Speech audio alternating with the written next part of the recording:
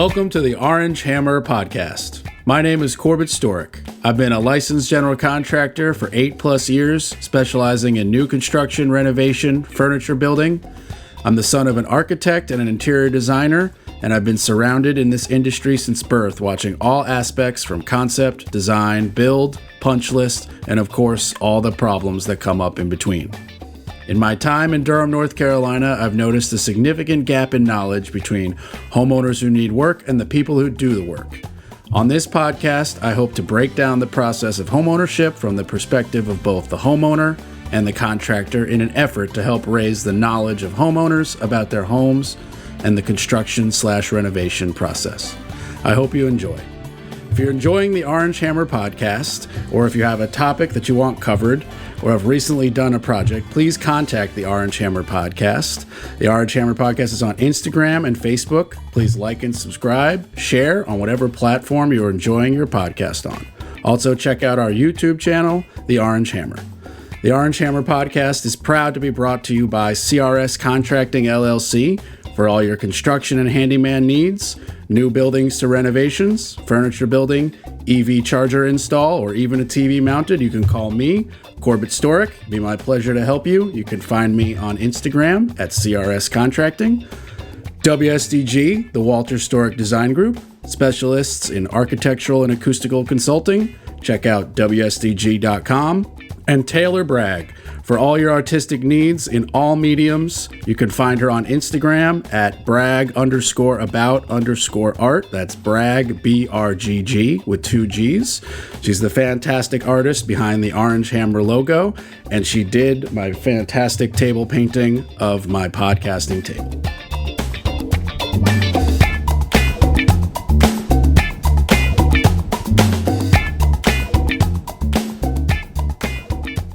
Welcome everybody to the Orange Hammer Podcast. Today we've got Caleb Piper in the house. Caleb, how are you doing this morning? Doing good, man. Good to be here. I guess it's the afternoon, isn't it? It is. Yeah, okay. I'm so used to doing these in the morning, so that's become just like almost the script. But Right.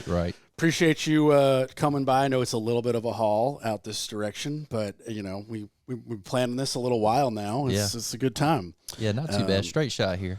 Yeah, straight down. Was that 98? 85. 85. Yeah. But yeah, I know you were admiring the table before we hit record. That's actually a epoxy.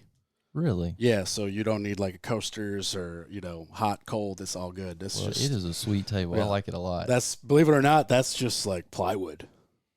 That's just plywood. That's just a really nice piece of plywood. I did a nice like beveled edge with the router, and then my friend Taylor, who I shout out in the beginning of every episode, right? She painted it for me, and then when she was done painting it, I epoxied it. I need the hookup then. You talking to him? Yeah, I need to get you to make me a table with all my stuff on it. I can make you a table. Yeah, I made this guy. I made the dining room table out there. I made that little printer stand. I made that frame. Hey, I made a few tables in my day, but they don't look nothing like that. I will tell you that. So, making a table is easy. The epoxy part sucks. It's really difficult to work with. The temperature has to be perfect. You almost got to be like a college professor to even mix it, right? It's tough. The stuff that I buy is a 1-to-1 mix. Right. So if you need to do a lot and you're just like, dump the whole jug in this bucket, dump the other whole jug in the bucket, and mix, it's easy. But when you're doing like that size project, I was, measuring out 1 cup from this huge jug and then doing the same thing. And then you got to make sure it all drips out and doesn't get stuck to the cup. And then you got to mix it like 4 or 5 times and then pour it in another cup and mix it again. And then getting it on there. And then you got to like hit it with the blowtorch you got to, everything that drips off the side, you got to make sure there's like a huge tarp because when that thing dries, I've got epoxy in my garage from the first one I did that's not coming off the floor. Yeah, right. It's just there. It's there. It's part of the deal. Yeah. So, I guess we should do a quick shout out. Okay. Our connection isn't made possible without Amanda Jordan, and Kat Fleetwood, who are in the same BNI. They are, and that's how we met at like a visitor. Yeah, we done it was just a regular BNI meeting type deal, and I think you were a visitor that day. You had went with a couple other people, and we just kind of mingled and met during that. So, But you weren't a visitor. That's your BNI. yeah, I am actually a part of that BNI. Yeah. So, How long have you been in the BNI?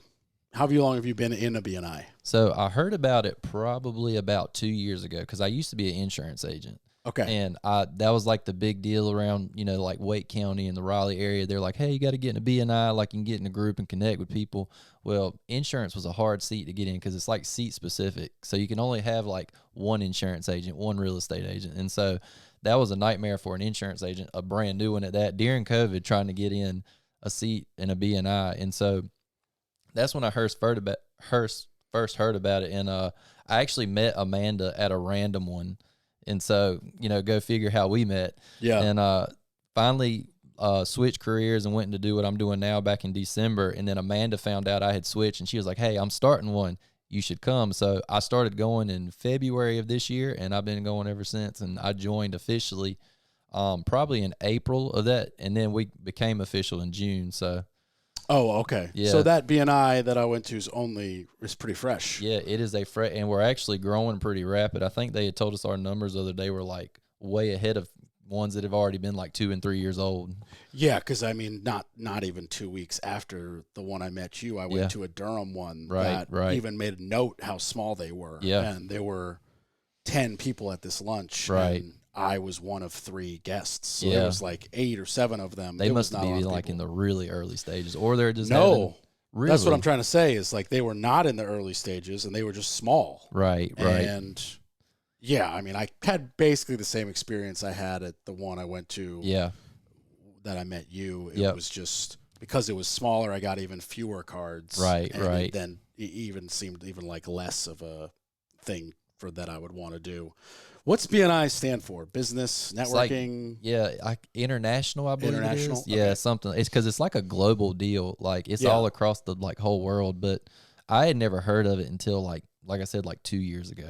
And so it's kind of like they operate kind of similar to like a franchise. Like you pay them for a logo and the licensing, and you get to use their it's like the seat and all that stuff. Like right. So nobody can come in and like buy your seat, or like there can't be 2 of what I do or 2 of what you do or anything like that. And so and like of course their whole gist is like, hey, like you're joining this group and they're like your marketing team. Like, with us we have 17 people, and so like even today, like Kat Fleetwood, somebody called me just out of the blue and they were like, hey, Kat told me about you. And because like they already had that relationship with each other, they called me and she's like, I trust Kat, so that means I trust you. So it has been kind of nice in that regard. So and have you been noticing that it's the ROI is worth it? Definitely from the industry I'm in, because I am a service-based industry, and like I'm just one of those things where like people need me, and it's not something they get. It ain't like there's a million people to go shop around with what I do, which is nice for me. And then of course if it comes from a trusted person, usually I'm closing it just for that simple fact. Yeah. So but definitely from what I do, service-based industries and BNI do phenomenal. Because as long as your real estate agent is doing really good, you're probably doing really good, because everything flows to the real estate agent. Yeah, I mean that's well put. Do you do other networking outside of the BNI? I actually do. I do 2 other ones, but luckily for me, these are free ones.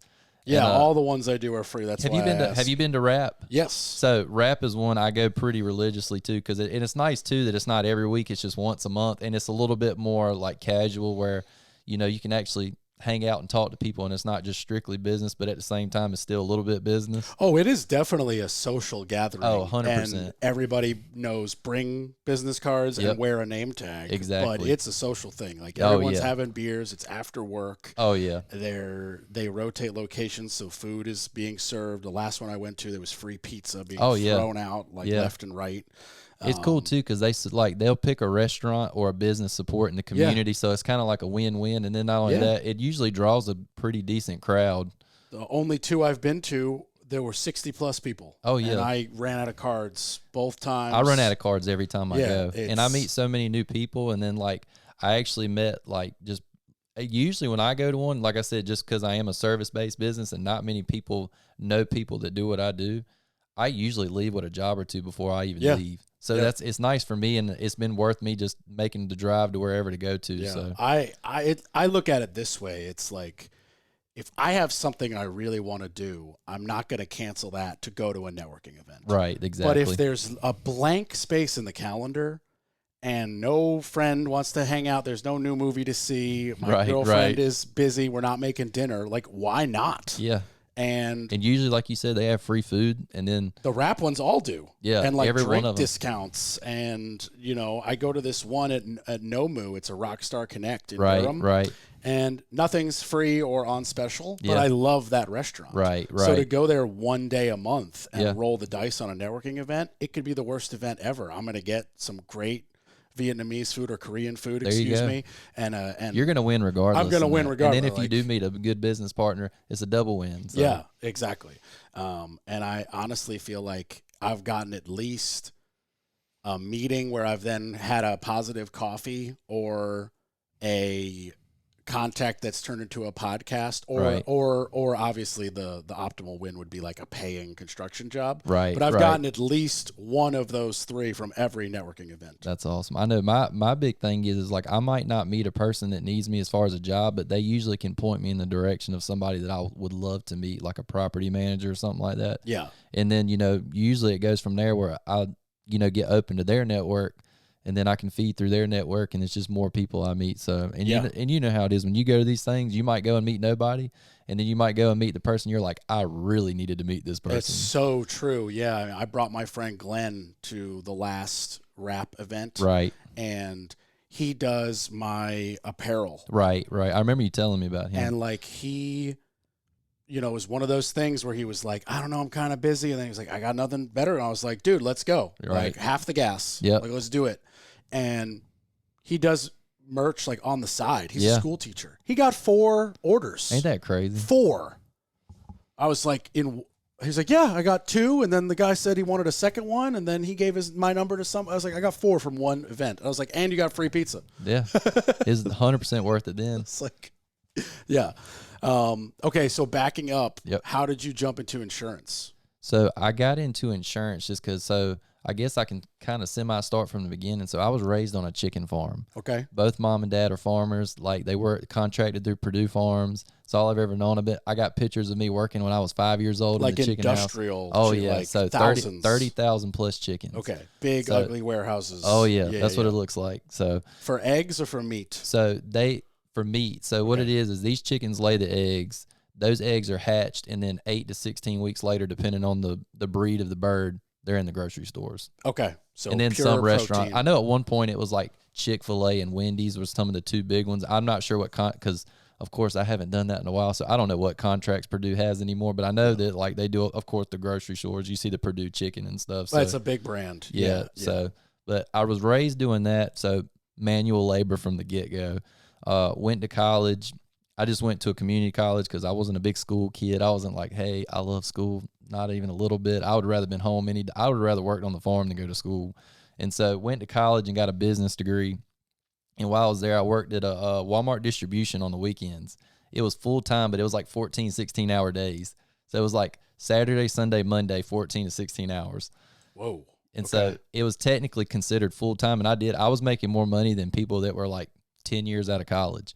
And so I was like, okay, this is pretty cool. I can go to college and still do this. And so done that, went and worked at Mars Incorporated in the dog food sector. I actually loved that job. It was so fun. I ran a packing line that like it would pack dog food. Oh, okay. And I got really good at it, like so really like fast. Big conveyor belt machines type of thing. Yeah, like it's big vat, putting the dog food in the bag, sealing it. And I ran like this machine. It was like a football field long. Okay. And it was very fun. I enjoyed it. It was high pace, and it was like one of those jobs where you go in, you clock in, and like you feel like you're leaving an hour later because that's how fast 8 hours went by. And I so mean, that's ideal, especially for like a low income type of job. To have definitely it fly by. Definitely. And like you blinked, and I'm like, is it already time to go home? I would imagine the worst possible job when you combine how slow it is and the pay would be like night shift convenience store. Oh, yeah. Like just staring at the clock at 2 a.m. when nobody's coming in to buy a candy 100%. bar till the 5 a.m. coffee rush comes in. Like that's got to be awful. You're going from like 0 to 100 and you're within just a couple staring hours. at your phone like, how long can I look at the same Facebook? Exactly, like, exactly. I feel like that would be terrible. And I'm like, I'm already like one track mind, and like I get distracted easy. And so like if I'm not doing something, I get bored real quick. Like I would rather be working than like, and so, but anyway, so I went from Mars and I actually took a sales position at Hughes Supply, which is like a plumbing warehouse where you sold bulk plumbing to people building houses and stuff like that. And so I'd done that for about 5 years. And I was like, I know this isn't what I want to do. I was like, I was kind of caught in a weird spot where I was like, COVID had just started where I was about to head out. And so I got to talk to some friends and they were like, you ought to try insurance. And I was like, well, I've only ever done manual labor type stuff. I was like, well, maybe this will be something different. Maybe it'll be something I like. And so I went and got all my licenses. I got fully licensed in North Carolina, went and done it. The first few months, I'm like, this is really cool. I get to talk to people all the time. I get to hang out. But then came the insurance side of it, which I hated. I have no problem telling people that I hated it. It was just monotonous. It was tedious. And I was just like, you had to deal with underwriters and they want to just like nick and pick everything. And I was like, because you're just like the middleman. Yeah, that's what most people don't understand about insurance agents. They don't work for companies. They technically work for the person more than the company. But at the same, which I mean, you're the good guy and the bad guy. You save them money, but then something happens and then you're the bad guy. Right. But my whole deal was I enjoy helping people. I love helping people, always have. And I felt like I couldn't help them like I wanted to because I was handcuffed by the underwriters or handcuffed by whatever carrier that we had to put them with or whatever. And then, there were some people with certain situations. Like I'll give you a quick one. Like I had a 90-year-old lady in Oxford that her house was like 100 years old and nobody would write her because she had fuses in her house and she didn't have breakers. And like, that's like a big like fire hazard, I guess. And so like I did everything in my power to write her insurance. I was trying and nobody would take it. And then they were like, she can't do it unless she does this, this, this, and this. And I'm like, this lady doesn't have any money.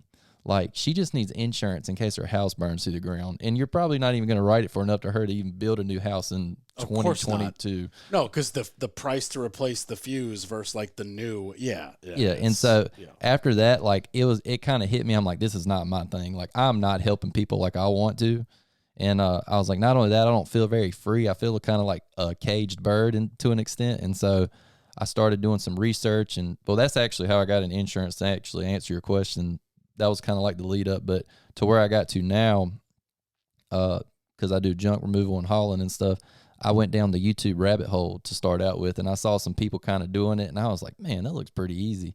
And so, and I was like, I went and got a business degree because I always wanted to run my own business because I came from a family of entrepreneurs. And so I got to looking and really, really just going over everything. And I was like, man, you know what? I think I could do this. And so I started poking around. I actually called a junk removal company, like a big one. I won't say their name, but I called them and I was like, hey, just out of curiosity, how much would you charge for me to remove a couch or remove this or remove that? And they told me, I'm like, really? I'm like, you charge people that much to remove just a couch? And they told me, I was like, that's pretty fascinating. And so I actually got hooked up with a guy in Ohio that I called him, and he was a very, very he was a one-man, one-truck, one-trailer operation. In his first year, he made 6 figures. And I'm like, how in the world did this guy do this? Just hauling junk. And I called him. He gave me some pointers and tips, and he was like, hey, if you do this, you can be successful. And one of them was, he was like, hey, you should join a BNI. And that was in Ohio. So I was like, okay, this thing must work. So joined the BNI, got going, started in January 1 of 2023 when I left insurance. And first couple months, just marketed myself, branded as best I could, and then just shot off the second quarter of the year, and then just been busy as I'll get out ever since. So, and I love it. And I was expecting you to stop at insurance and then ask you, and what do you do now as the full segment? But okay, so junk hauling. Yep. Okay. So a lot of people, especially people who think about construction and renovations of their home, right? That's the last thing they think of. You definitely. There's the initial, like, okay, we want to redo our kitchen, for example. Right. And they're like, okay, obviously we've got to like demo the cabinets. Right. But then there's, and for the record, this is the example I'm painting is where everything is going correctly and nothing's being wasted and there are no mistake cuts. Right, there's still a lot of garbage. Oh, it's tons. There's a lot of trash. Yeah. There's a lot of lumber comes in certain sizes. Right. So if you got to order the next size up and cut it down. Right. So if you need a 9.5 foot something, you got to buy a 10 foot something. You're Right. going to have a lot of 6-inch scraps of wood. That doesn't mean your guy wasted. In fact, quite the opposite. Right. But what do you do with those? Exactly.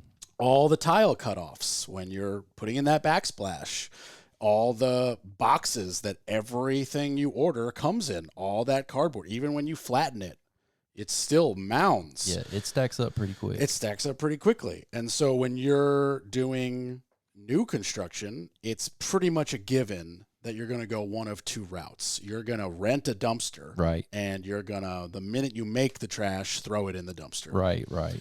And that's probably what the majority of people are doing. I like this and don't like this for several reasons. Right. Right. You know, dumpsters are, in no particular order, both pro and con. Dumpsters are very big. All right, that's great and bad. It's great because you can put a lot of stuff in them. It's bad because they have a weight limit. So you could be filling it up and realize that you're going to be overpaying because it has a certain weight limit. Also, it makes a big divot in the ground. Right. If it's soft or if it's gravel, you're definitely going to have a big old divot because those things shoot off the back of a truck and leave this huge gouge in the earth. Yep. Or your cement driveway, you got to put like a board down to protect the cement. Right. You can't move it. Like as the person doing the job, I can't move. When it drops, it drops. Yeah. Like you need a very big specialized truck with basically it ain't like you can slide it over 5 feet. Right. Or like if you go one size down, for example, to a dump trailer. Right. Like I have some, I'm making air quotes, but there's no video. I have some dumpster rental people who also rent dump trailers. Right. Right. And so like, depending on the job, that could be so crucial. Right. Because with a regular pickup truck, I could move it 20 feet. Yep.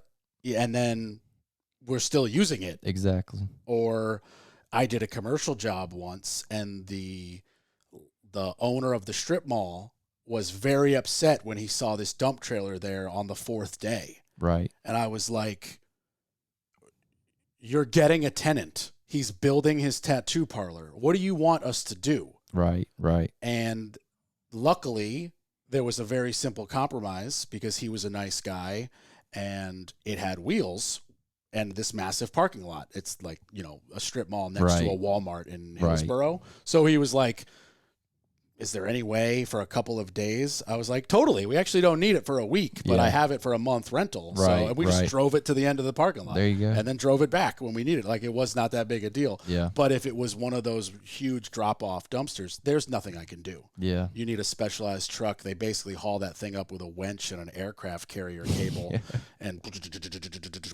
they usually are dropping off an empty one and picking up the old one. And then the other side of that process is usually just creating 2 walls out of plywood and making that the area we dump stuff. Right. And you just pile and pile and pile. And when it gets overwhelmingly big, you call somebody like you to, hey, see the pile in the corner? Go empty it. There you go. But then you got to pay, all the workers had to put the trash there. Yeah. And then an additional person in an additional vehicle like you has to come and either bring a truck and a trailer, do it in multiple loads, this, that, and the third, possibly divide up into separate parts of trash. Right. So there's no wrong way to eat a Reese's, as they say. Right. But there's definitely pros and cons. And some of it is determined, for example, let's say the site can't fit a dumpster. Yeah. Or the only place for the dumpster is on the street and the city says no. Yeah. Or whatever. So, yeah. I've run into a couple of those where the people's like, hey, not a chance we're getting a dumpster in here. Not even, and then not only that, they won't let us put it in the street. So it was better that they piled it at the curb. And when they needed me, I drove up, had another guy with me. We threw it all in the dump, took off. And we you're were gone in an hour. Yeah. So, and like you were saying, like not every job is like, there are jobs that are specifically big. You're like, hey, we need dumpsters. Like even myself, like if I need a dumpster, I'm going to call somebody like Dustin from All American Dumpsters. Yeah, exactly. And I'm like, hey, I need you to drop me some dumpsters because this is way more than like a single or, dump trailer or maybe a load or two. Like, this is kind of like a hoarder's house. I think me and you had kind of discussed when we had coffee that, like, when you have one of these hoarder houses, you need dumpsters. You don't need trucks. You need dumpsters. Well, you'll just lose your entire profit margin and more in gas. Oh, 100%. Especially if you're nowhere near a dump site. That's a night, because you're instead of spending a day, you're spending days with. Yeah. I mean, and most of that time is like just driving or in line at the dump, waiting to get to the scale. Because a lot of people don't even know how that works. I'm sure you're like, dude, I know exactly how this works. But listeners have no idea. You've got to go to the dump where there's a line of trucks just like you, waiting to sit on a scale the size of the truck. Yep. And they weigh your vehicle. And, guess what? In case you're wondering, they don't have a Rolodex of what cars weigh empty. So you got to roll in there, get it weighed, hand them your ID and credit card while they hold it, go around, dump, usually hand unloading, then go and wait in the line again for them to weigh your empty truck to charge you the difference. Right.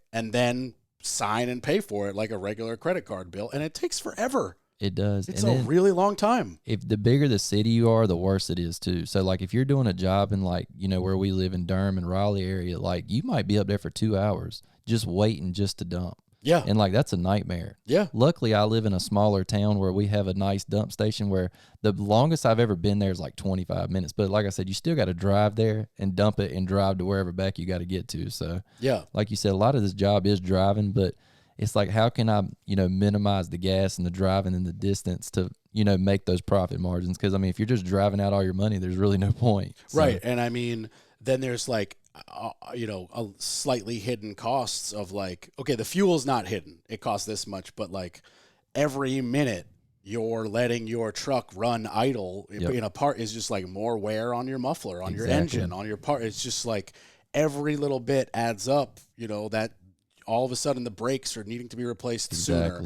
Whereas, you might lose a little bit money giving Dustin $500 for a dumpster. Right. But when you actually add it all up, like, I would have spent, $800 on new brakes that I got to save, and I would have spent $100 on gas that I don't have to spend, and I just saved 6 hours at me plus a guy. That's 12 man hours. Mm-hmm. Like that's where that time and money comes into play big time. Like where it's worth more of your time just to spend the extra money to get the dumpster out there than to drive all your equipment and people when you can just load up your one truck with all your guys and just be out there where the dumpster's already at and just get to work immediately. Yeah, or if you're going to somewhere with a dumpster, take a car, instead of the truck. Yeah, just anything to save a few dollars. We need men. Okay, sit in this Kia. Bring your gloves. Yep. You don't need, we're not bringing. You don't need tools. Exactly. That's the most you need is what, a snow shovel and a rake. Yeah, and maybe a wheelbarrow depending on how far the stuff. Like, because I know that I've had one where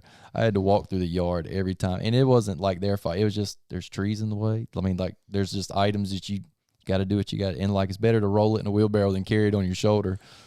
Dude, plus you can do so many less trips. Oh yeah, save on your steps, your feet. 100%. Yeah.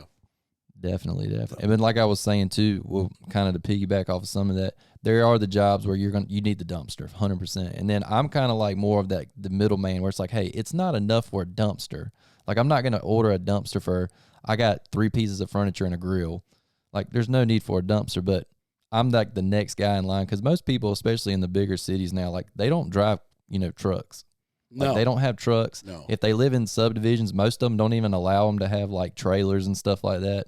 And so they're like, I would rather just, instead of having a, $2,000-$3,000 trailer, I can just pay somebody to come do this.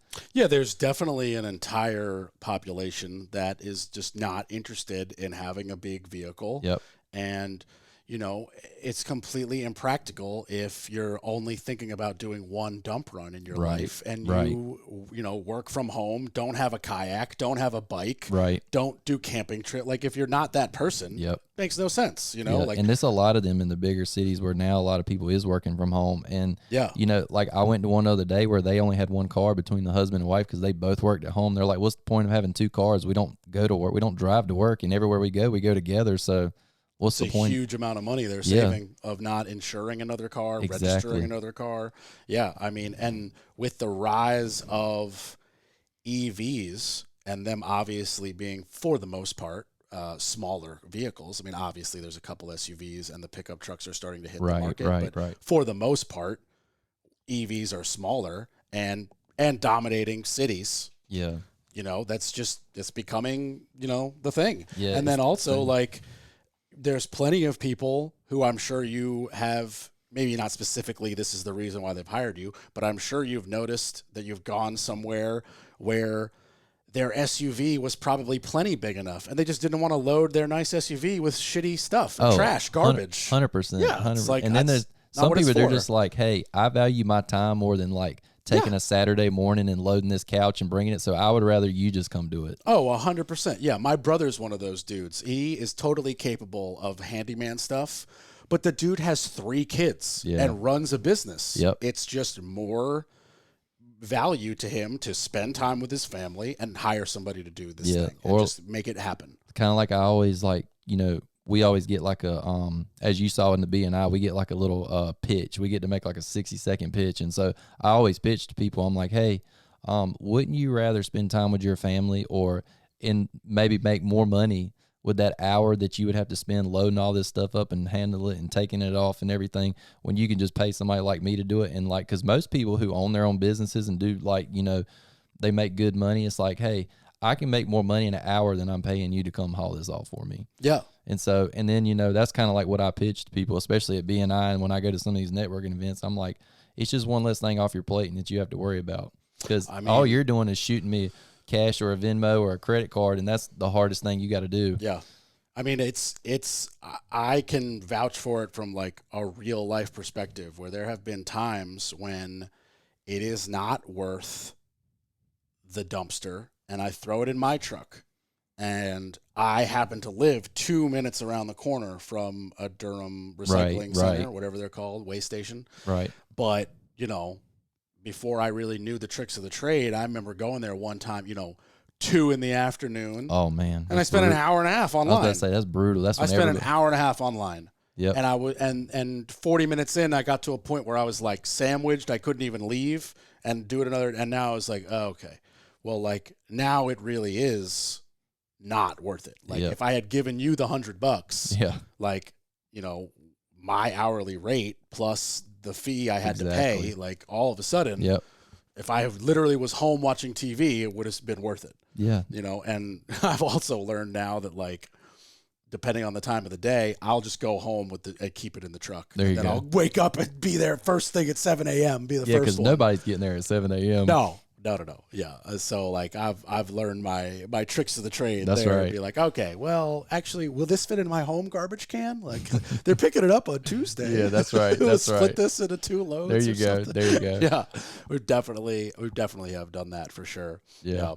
So as far as, I mean, I'm sure the short answer is everything, but there's no junk job that's not interesting to you. I mean, if it's big enough for dumpsters, you'll get dumpsters. Right. If it's you need one guy to move one couch, you just don't need the trailer or everything in between. Right. Yeah. And then my goal, I would love to get one of these, but I found out about a guy down in Florida that he actually got a job with hotels. And so every few years when they replace their mattresses, they replace all of them at one time. Oh, so there's 1,000 of them to be hauled to the dump. And so he went to a hotel, and they he done it a little bit different than I did it, but he charged this hotel $30,000 to haul off all of the mattresses, and it only took them 2 weeks to do it. So he made which of course that's not counting his expenses, but like they paid him $30,000 to haul off like 750 couches, or no, not couches, but mattresses, excuse me. And most of the time they do the same thing with TVs. Like when they replace one TV, they replace all of them at once.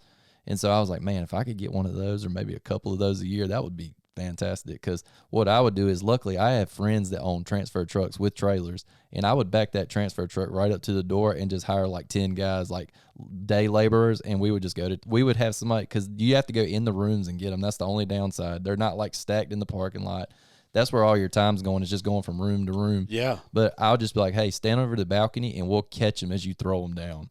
And we'll just stack as many as we can in a transfer truck and just send them to the weigh station and just be piling them up I was until about it to gets say, back. yeah, back They a done semi. it. They done it with U-Hauls down in Florida. I was like, y'all are crazy. I would have hired a transfer truck worker I mean, in a heartbeat. honestly, either way works. The U-Hauls, Yeah. like, they're easier to back in and out, and Yep. you could have, you fill one and send it, and Oh, then yeah. have the other one versus the, when you back up a semi, now Right. it's stuck there, and Yeah. then when you get to the dump, you can only unload them so fast. Right. I could see the U-Haul being, Yeah. not the worst idea. Yeah, it's not terrible. Yeah. I guess it just depends on what type of hotel and where it's at, I was too. going to say, plus most hotels have a few entrances. Oh, so yeah, you they could do. theoretically put a U-Haul One on one side, at one on the every door and Yep. the loading dock and where the food goes in There and you the go. front door, and just be like, okay, let's get 40 guys and There you do go. this. There yeah. you go. But there's enough hotels around here that you should just reach out. Oh, reach I know. out to 'em. I got a connection with a guy that kind of gave me. He was like, "Hey, this one like group owns like 5 different brands of hotels, and they're all throughout Raleigh and Durham." And I was like, "I need to get like face to face with these people. That would be like the dream jobs to get, is more commercial stuff." Yeah. But I like you said, pretty much do anything from just going to get one couch all the way up to doing. I think the biggest one I've done so far is I cleaned out like I forgot, maybe it was like a 10,000 square foot warehouse or something like that. It might have been bigger than that, but that one took me about a day and a half by myself. Like, luckily the second day I had somebody come and kind of help me finish it off because there was stuff that I just could not physically pick up by myself. How many guys do you have working for you? So right now it's just me, but I have like a bunch of part-time guys because they all have jobs. But luckily for me, they're kind of like me where they can, maneuver their schedules. And so on the way here, I got that call from Kat and got a job, and I think it was somewhere in Raleigh near Angus Barn. But she was like, "Hey, can you come at this time?" I shot a text message to my guys, and whoever, they're like, "Hey, I got you. I'll be there." And then I just pick them up and we go do it. Nice. So, nice. but I'm hoping to get to the point where I have, full staff, secretary, the whole nine, to where like I'm more owner than operator. Because right now I am owner, operator, and everything in between. Yeah, so. I mean, that's me. I feel you. Yeah, you got to do everything, including run the podcast. Yeah, there you go. There you go. Now, I love it. I will say, honestly, my most favorite part of doing everything is not literally the job itself. I like building the business. That's like the most funnest thing to me, is coming up with different ways to build my business and how to get my name. And then, of course, like meeting people. That is the best. Like, it definitely has like re-energized my love for what I do, all the networking I've been doing. yeah, it does. And just like seeing genuine interest from all these people that I meet at a networking group, and then there's enough interest that we get a coffee. Yep. And there's enough interest that what is planned for 30 minutes is Definitely. an hour and a half. That was being you. I think I we know, went for like 2 gabbed hours. for like 2 hours Yeah. over in Wake Forest. Oh, and I yeah. was at one point, I was like, I actually have got to go. Yeah, Like, I know. I got think we something both to ran. We do. were like, "Hey, we got meetings Yeah, I other got than this other one." appointments. Yeah, That just means we were having good conversation. That's it's all. true. Yeah, and I think we both gave each other like 2 or 3 other people to Yeah. contact. Yep, I think definitely. I even I did actually connect with Connor. Connor. Yep. Yeah. We have some coffee on the something on the books next week. He's gonna be we got the- amazing. You're gonna yeah. love that guy. Yeah, it's going to be a good time. I think we might even just have a podcast scheduled. I think we just had a phone call, and I was like, "You got to come on the podcast, Yeah, man." He was like, he's "Okay, amazing. cool, let's Like, do it." He Yeah. and like I said, met him through networking. Yeah, Like through a very good vetted friend. And like I said, I vet people very heavily before I do business with them. And like he came from people that I trust, like with my kids, and they were like, "Hey, he's legit. You need to meet him." And when I met him, I was just taken aback. I was just floored. I was like, I cannot, but like this dude is just a wealth of knowledge. He knows his stuff. I was like, he made me want to go tell more people about him. That's how good he was. Yeah. And somebody's good when they're like, I got to go tell other people about this guy. yeah. This is a resource. This Yeah. is untapped. Yeah. Yeah. I'm like, it was crazy. It was like finding a gold mine of knowledge. That was the way that I'll tell people. I'm like, hey, like just talk to him. And when you talk to him, you're gonna be like, oh, wow. Like this guy is legit. Yeah, So, I'm really pumped. I mean, he wears so many different hats too, and they're all really under the same umbrella, which Yeah. is kind of cool. And I like how, he likes, at least the way you described how he's very narrow focused, but with the big picture. Yep. And that's a lethal combo. Oh yeah, and Yeah. like he's super disciplined. Like that's, and you know how that is, consistency and discipline for anybody, especially running your own business or doing anything, is like the top two things you need. And like he has mastered it, and he is very good at what he does. Yeah. So, and like I said, I get on the phone with him and we'll talk for an hour when it's supposed to be like 5 minutes, just because like we just hit off on something. We talk about it forever. So he's awesome. You're gonna love it. Yeah, I'm super pumped, man. I appreciate. And his story is amazing. His story is like, it's just one of them ones you're like, I just can't believe this. Yeah, I'm excited to get it on tape, man. Yeah. It's Yeah. just that, hopefully that'll be in a very popular episode. Definitely. He's awesome, man. I love Connor. So where do you service? So right now, I'm out of Franklin County, for anybody that's like Franklinton, Lewisburg area, but most of my work is done here in Durham. I do a lot in Wake Forest. I do a lot in Raleigh. Anything surrounding Raleigh, so your Cary and Mooresfields and places like that, I'll go pretty much anywhere. I'm not coming to you an hour away if you just have a couch for me, unless you really want to pay a lot of money for it. I was going to say, you got to pay the equivalent, the service charge. Yeah, it's got to make sense. So like, but if you got me a pretty decent sized job, and it's one of those deals. And then of course I take care of my people. Like I have a couple property managers and real estate agents that like I will drop anything and do anything for them, because they have been so good to me and provided me so much business, especially in the beginning, that really jump started to where like I had an idea of goals for the year and I'm already beat them, and we still got 4 months left in the year. And it was just because of them. And so they've been very, very good. And you know, it's literally about all the people, honestly. Like, yeah. I mean, it's all about the connection and networking. Yeah. You know, there's the good names travel a lot slower than bad names. Oh, so, definitely, you know, definitely. The people that you're hearing about, you don't want to be hearing about them. Exactly. You know, nobody's walking around at a bar talking about how they had this great, you know, here's a story you've never heard of. You've never overheard a conversation at a bar of somebody going, you know what? I just redid this at my house. Yeah. It was perfect, on time and under budget. Yeah. Conversation over. How was your week? Yeah. You've never heard that. Oh, never. You've ever. always heard this contractor didn't know what he was doing and he overcharged and this happened and he broke this and he left that and I'd never hire him again and his name is Joe. And, and that's what you overhear. That's like the vacation. Like you always remember your bad ones. You don't never remember your good ones. Exactly. Yeah. You know, and so it's like everybody wants the juice or the tea, they call it down here, of like the drama of what bad happened. Nobody's interested in the fun thing that occurred. You know, I went on my vacation, it was fun. Okay, what are we talking about now? Like you want to hear about the terrible thing that happened. Oh yeah. The nurse's story of all the blood and gore. There you go. That's the entertainment. Yeah. So like it's really tough, and we're basically in the same industry of a service. I mean, hell, our Venn diagrams even overlap. Yep. And, you know, it's going to be a lot more common to hear about people in our industry who have screwed up. Oh, yeah. And I hear it all the time, and you probably do as well. Left and right. Yeah. I mean, unfortunately for me, most of the time is when I'm the second one they called. Oh, yeah. Same with me. And I have to go to a home, and I have to be I have to give them the news of like, so these things were done incorrectly. Right. And it's now going to cost more than if you had hired me in the first place, because I have to remove the incorrect things. Right. To do it correctly, to stand by my name. Yeah. And I'm immediately viewed as a ripoff. Yeah, exactly. Immediately. Yeah. Because that's just, and I obviously don't agree with it, because I know I'm not a ripoff in my bones. Right. But I do understand it. Yeah. Because as a homeowner, literally the reason I started this podcast, you have no idea what I'm talking about. Yeah, you're already walking into a situation where they're already frustrated. Right. And you clearly had no idea what the first guy was talking about, because if you did, you wouldn't have let him not waterproof before tile in the example I'm making up in my head. Right. You know? Right. So I have to confirm their suspicions of that they've been swindled. And then I have to be like, if you want it done correctly, we have to take all this crap out. We got to do it again the right way. And this is the right way. Right. And it's now, and this is what it would have cost. And now I got to add a demo fee.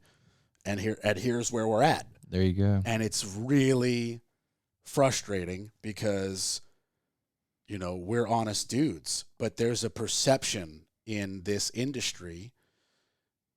It's obvious, you know, it's an incorrect perception of like, you know, it's just like people who don't like the police. Right. Yeah. Like, yeah, there are crappy policemen. Yep. And if anybody says there aren't, they're wrong. That person's 100%, incorrect. 100%. But to say that 99% of police are bad is also incorrect. Exactly. There's a 1% that are atrocious, and they're the ones caught on video because no one's interested in a video of a cop that just is doing his job. Exactly. It's like watching a dude flip burgers. Yep. Unless that's your ASMR, no one's interested. Exactly. You want to see the fight at Waffle House of the guy flipping burgers who loses his shit because the guy didn't tip him and he throws the chair or whatever. Well, just like you said, people like the drama and they like people the tea. like the drama. They like the tea. They like to click on that stuff. They That's love their to jam. click on that stuff. Yeah. So it's, you know, I feel like I'm on a rant now, and I don't have an end. I understand. Look, I know there's people that I go out to eat with sometimes, and the first thing they tell me is they're like, "Did you see such and such on Facebook? Did you see such and such on the news?" And I'm like, "I did not, because I honestly don't have the time, and I probably don't have the patience either." So I don't watch the news. Yeah, my mother sometimes will text me like news stuff, especially political stuff. I'm just not interested. Yeah, me neither. That's like the last thing I care about. I don't care which way you even lean. I'm just not interested. Like are 2x4s the same price? I've got work to do. That's me. I'm just like, how much is gas? That's about the only thing I actually care about. That you know, in any way, shape, or form. I'm like, do I need to go up on my rates or down on my rates? Because I try to help people out when I can, and I'm like, you know. And that shit's going to go up or down. No, it doesn't matter who's in office. No, not at all. And it does what not side matter. of the fence we're on. Like, the shit's just going to go up, shit's going to go down, whatever. And I'm just like, you know, and I will literally write back, like, I don't watch the news. Yeah. I'm not interested. Yep. I have, like, and she'll write something back along the lines of, like, you know, it's good to be informed or like something like, and I'm just like, no, like, you're brainwashed by CNN and you're living in fear of this crap, and I'm ignoring it. You're their favorite customer. Exactly. Yeah. Yeah. Yeah, because I'm so bad that like there'll be days that like I'll wake up, I'm like, was it supposed to rain? Like, because I don't even watch the weather, because like I'll get up and I'm like, I was supposed to do a job today, and it's like pouring down raining outside. And like I'm just like, man, I should probably at least check the radar, the weather app. Yeah. At least check the app on your phone. Like, thunderstorms. We're gonna rearrange our schedule today. Yeah, let's go do that. Me and my brother were really, really close, and he'll call me. He's like, man, that level 3 thunderstorm is about to come through. I'm like, really? I'm like, today? You're like, I'm at softball practice. Yeah. Maybe I should take this bat out of my hands. Yeah, I'm like, and I'm like, man, I'm in the downtown of the middle of nowhere, and like, there's no, like, I left a job one time here in Durham, and on my way back, it was the worst storm imaginable. I was going down when 85. We met. Oh yeah, it was like, it was sunny, and then all of a sudden, like, Hurricane Bertha rolls up for like 30 minutes. I rolled up in my like rain jacket. You called me when you got there, and I was like, dude, I am driving through torrential. I'll be there in 5 minutes. You were like, really? It's good here? I was like, it's coming. And then by the time you got there, it was nasty outside. Yeah. Like, good thing we're not sitting out on the patio today. I know, right? But that's North Carolina too. Oh, yeah. I mean, very unpredictable. You're born and raised here? Oh, yeah. Yeah. See, I only moved here like 10 years ago, 11 years ago, something like that. And it's, you know, I honestly don't mind it, but it is very funny how it can just be the most perfect day, and then you'll get like 18 minutes of death. And then it'll be a perfect day again. It'll just be like 10 times as humid. Yeah, or drop 8 degrees. Yeah. Which, either way, one or the other. I mean, you'll have a spring day, and it'll snow, and then by nighttime it's spring again. It's the weirdest thing. But then again, like, you're from New York, right? Yes. We don't have to deal with a blizzard, so I don't care for the blizzards. You know, it's funny how you say you don't have to deal with the blizzards, but yet a half inch of snow and it's worse than the north in a blizzard. Really? Yeah, because we have plows and salt and winter jackets. Yeah. Y'all still have to go to school. Like, we get at, like, when I was in school, if it was going to be half inch of snow, hysterical. They're like, oh, school's off. And I'm like, thank God. They canceled the day before. Yeah. It's the funniest thing in the world. And there'll be so much salt on the roads, and then it will end up not even snowing. And then you just get a free day off. Okay, so here's some differences that I simply don't understand. The brine. Yeah. This salt water thing. Yeah. Like, it took me 1 second to be like, y'all don't start with snow. Yeah. It starts with freezing rain. which is water, Yeah. which washes all that off the road. Oh, yeah. By the time the snow comes, Yeah. it's ice. Oh, we're the same way.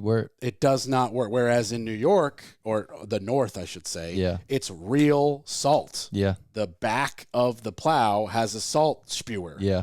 So it plows and spews, and Right. it actually works and keeps it. Like, I don't get how you guys haven't called how is the governor of Massachusetts or the governor from of here, and we've North been asking the Carolina same questions. not called Massachusetts governor and been Yeah. like, what's the secret?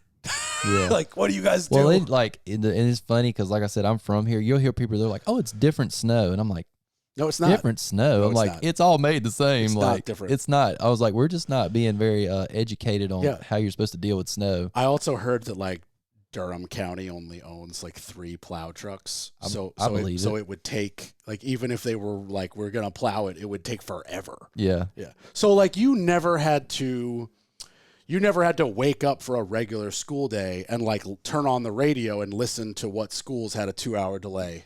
No, we always had the little ticker at the bottom on like WRAL where Okay. you're praying. You're like, all right, I went to Franklinton High School, so it's in alphabetical order. I'm like, I'm looking for the F. I'm like, please, please, please, please. So for us, it was like you wake up to Yep. go to school, Yep. 6 or 7 a.m., whatever the hell it is, right? Right. And you look out the window and you're like, oh yeah. Oh, yeah. So then you turn on 96.9, the Right. radio station, and it's just like rock music, whatever. And then they'll be like, okay, and the list of schools on a 1-hour delay, and they'll just read 100 names, and then the Right. list on a 2-hour delay, and the list on a 3-hour delay. At 3, you and- might as well be done. and the list of schools closed. Yeah. And and you just like, you hear it and you're waiting for your name. You're just praying you're not in the first 3 lines. Well, you're hoping for 2-hour delay. Yeah. 2-hour delay is good, or just closed. Yeah. Yeah.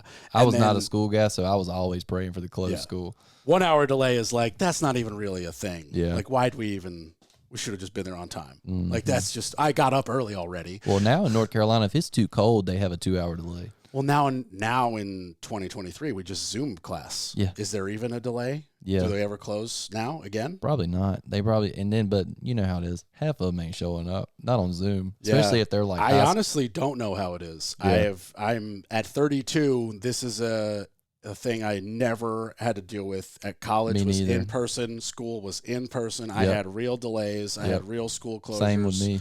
And then I went to boarding school Right. where we still had day students. Right. So if it was bad enough they couldn't get, they would close. And then the boarding school I graduated from was like, there's only 48 of us, and we all live there, Yep, and so did the yep. students. We're just having school, Right.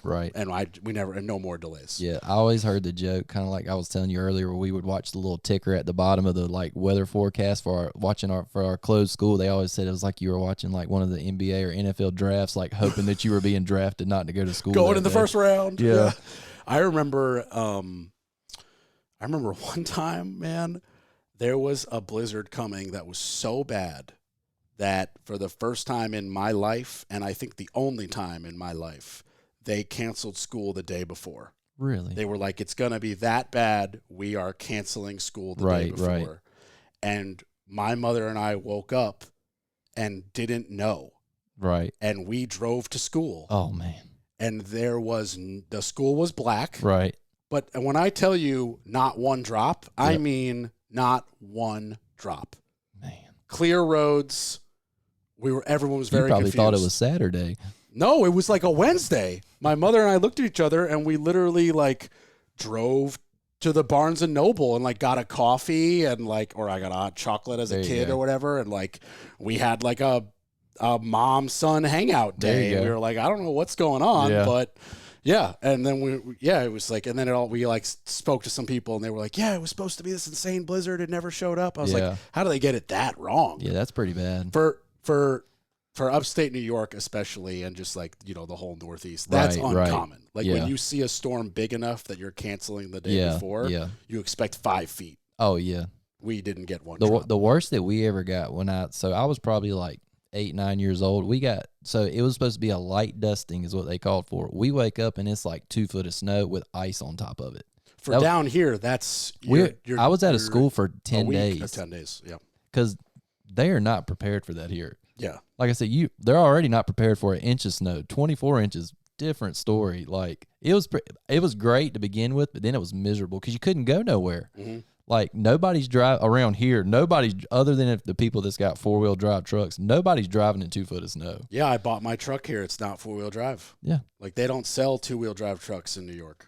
really. I mean, they do obviously, but like it's really like most people. You're doing a know, disservice buying a 2-wheel truck in New York. Well, yeah, most people just know Yeah. that like that becomes a summer vehicle, Exactly. especially a pickup truck where Yeah. there's no weight in the bed. Right. You need 4-wheel drive. Yep. Because a rear-wheel drive pickup truck on ice is not going anywhere. Oh, no, you're not at barely all. going up wet grass in the summer. And I've witnessed that too, where my dad, has an architecture firm. We get interns from all over the world. Right. And we had one intern who drove from his college in Florida Right. in a nice pickup truck he bought in Florida that had rear wheel, Right. 2-wheel, rear wheel. Yeah. And I watched him not be able to get up a grass hill Oh man, because he was just, and I was like, Just dude, you spinning. need sandbags. that's like You loose need weights. gravel. I go to some of these Yeah. job sites and loose gravel's terrible too. Like you can bear, like I got this one place I go and it's got a steep hill and it seems like they have to redo the gravel all the time because the rain keep washing it away. You would think they'd figure out how to put a drain there or something. I mean, at that point, you should just cement it. Yeah, Because it's one crazy. of those things It where washes it's away like- like every 2 weeks. I mean, it's 3 gravel replacements is cement. Just Yeah. do it. And then, like, if I have a full dump trailer load, like the trailer by itself's already 4,000 pounds. If I got 2,000 or 3,000 pounds, I can't barely get up the hill just because I'm spinning in gravel and have to throw it right in 4-wheel drive. Like now, I don't even think, even if it ain't wet or anything, I immediately just throw it in 4-wheel drive before I even get there. So yours is switchable. Yep. Okay. What Yep. are you driving? So I got right now I have a Chevy Silverado. It's a 1,500, but I'm about to upgrade to a 2,500 because the new trailer I got, the one I just said is 4,000 pounds. I need a little bit more towing capacity because I'm starting to get some heavier stuff. And I done a load of shingles the other day, and that was heavy. Yeah. And I was like, don't think this truck was built to handle this type of weight. So No way. My I'm truck about to- wouldn't do it. I'm on the track of getting a 2,500 to be able to compensate for that. So I have like as far as towing, I have like the lowest level. yeah, my truck's Ford. only rated for like 7,500 pounds, and I'm Yeah. like, I'm already at $4,000 with the trailer. Luckily for me, most of my stuff is less than like 1,500, which is by the time I'm full, because most times it's like couches and furniture, and they don't really weigh that much, and they take a lot of space up. But when I done that job the other day, and it was like a torn down building with shingles, I mean, I was pushing it.